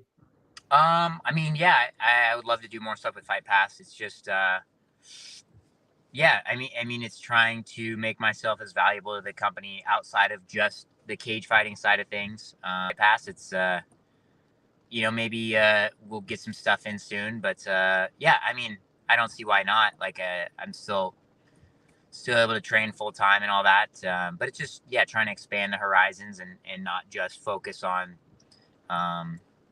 just the fighting aspect. Like trying to get down the other sides of the sport and find ways to hopefully start making money outside of just the cage, at least on the fighting side of things, because it's a hard way to make a living, and it's at least smarter to maybe diversify that a little bit. Speaking of diversifying that, it looks like the UFC Fight Pass is starting to really push the Fight Pass Invitational. We just saw Moicano obviously grapple on that this last week, and I know you've grappled him in a pro match. You grappled Aljamain Sterling. Is that something we could see you doing soon? Yeah, I mean, I'll probably hit up Fight Pass pretty quick and start kind of asking about it. Honestly, I wouldn't mind getting something in over the summer. We'll have to see how all that shakes out, see what the options are. I like grappling other UFC guys. Like, I'd rather not just grapple somebody that's committed only to submission grappling. Like, that's right. I want somebody else that's splitting their time between striking and wrestling and jiu-jitsu, and it just makes more sense. Fighting other guys with some decent names, because there's so many killers out there on the jiu-jitsu scene that maybe nobody's ever heard of. So it's no reason to worry about getting injured. I just want to take fun matches and, stay in that competitive mindset for sure. I definitely think some of the MMA grappling matches I've seen are more fun to watch as well. And that might just be because I'm not a sport jiu-jitsu person, but would you agree, like, seeing that just the style in general tends to be a little more exciting? A lot of times the very highest level of jiu-jitsu can be really boring. Like, for gi jiu-jitsu, like black belt matches can be some of the most boring. It's like the purple and brown belts are the most fun because they know a lot, but they're not playing such a conservative game. Like, they're not trying to be as efficient as possible. Like, they're still doing wild stuff, and you get that a lot from the MMA side of things. So yeah, I think it's definitely more exciting. Love that. Like I said earlier, I've been following your career and just even your life path and your journey for multiple years now. Even your wife, I followed your wife on socials. I know she's close, right? Aren't you guys really close to the end line? You know me as a dad, I got 4 kids of my own. You guys she's close, right? Yeah, I think the due date's like mid-June. Wow. So the fight worked out perfectly, honestly. Yeah. We just pretty much told them, hey, I can't fight in June. Like, it's got to be before.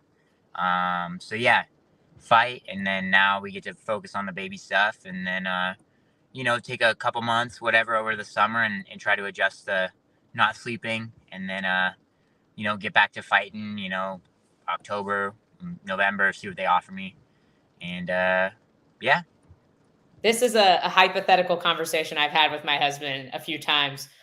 Would you take a title fight on the same day that your wife is due with your baby, if it was like a random short notice opportunity world title?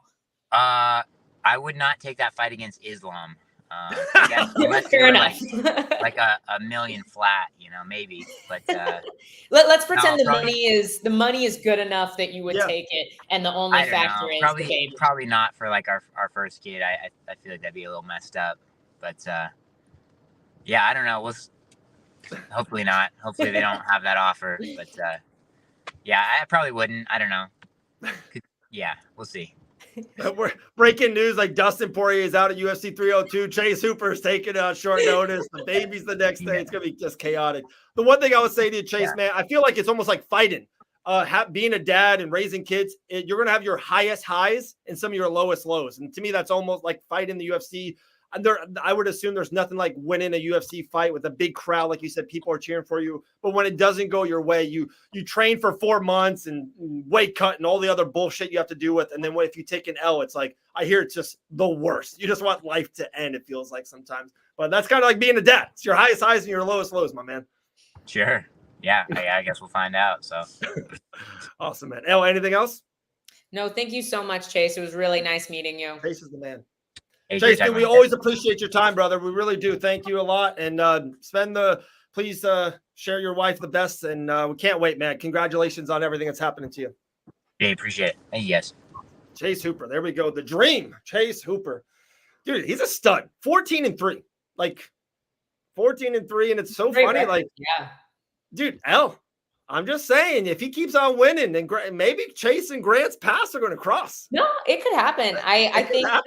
I think we'll see Grant re-ranked in 10 days. Year. this year. I honestly, I don't know if they would rank him off the Selecki win or not. It would kind of just depend.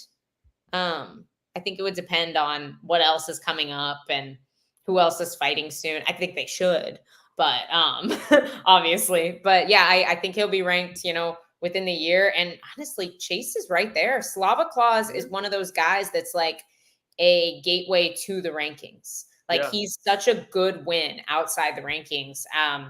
I think that was such a big step up from the Levitt and the Fiore fights to show that he really is, ready to compete at a high level in this lightweight division. So I'm interested to see who they give him next. I wouldn't be surprised if they gave him an unranked guy next. Yeah, like maybe one more. Yeah, but like you said, in that 18 to 20 range, like there's not a lot of guys. Yeah, like a Matt Frivola, like right there, like in that area. That honestly, that could be a fun fight for him because I feel like he's not an unsimilar style from Slava Claus. Like he's got good power, but better wrestling. So it's like a little bit of a step up there. He can challenge the wrestling a little bit and give Chase like a new challenge to work on. And then Frivola is definitely if you beat Frivola, you're ranked. Absolutely. For sure. All right, guys, 2 hours and 40 minutes of being live here on Tuesday. We appreciate all you guys. I'm going to run. I got basketball practice to coach. I got my boy Dylan at 5:30. We're going to shoot some hoops and, got to teach up the 8U generation to be better basketball players. So we will out. Guys, huge shout out to our sponsor of the show, Productive Athletes Club. Thank you, Elle Dawson, for the point up. He is championship material. He might be Elle Dawson. I mean, Chase Hooper might be. It's so cool too. His wife is amazing. Always great. Sean, thank you, brother. Thank you. Appreciate it. Thank you to Maddie Levine.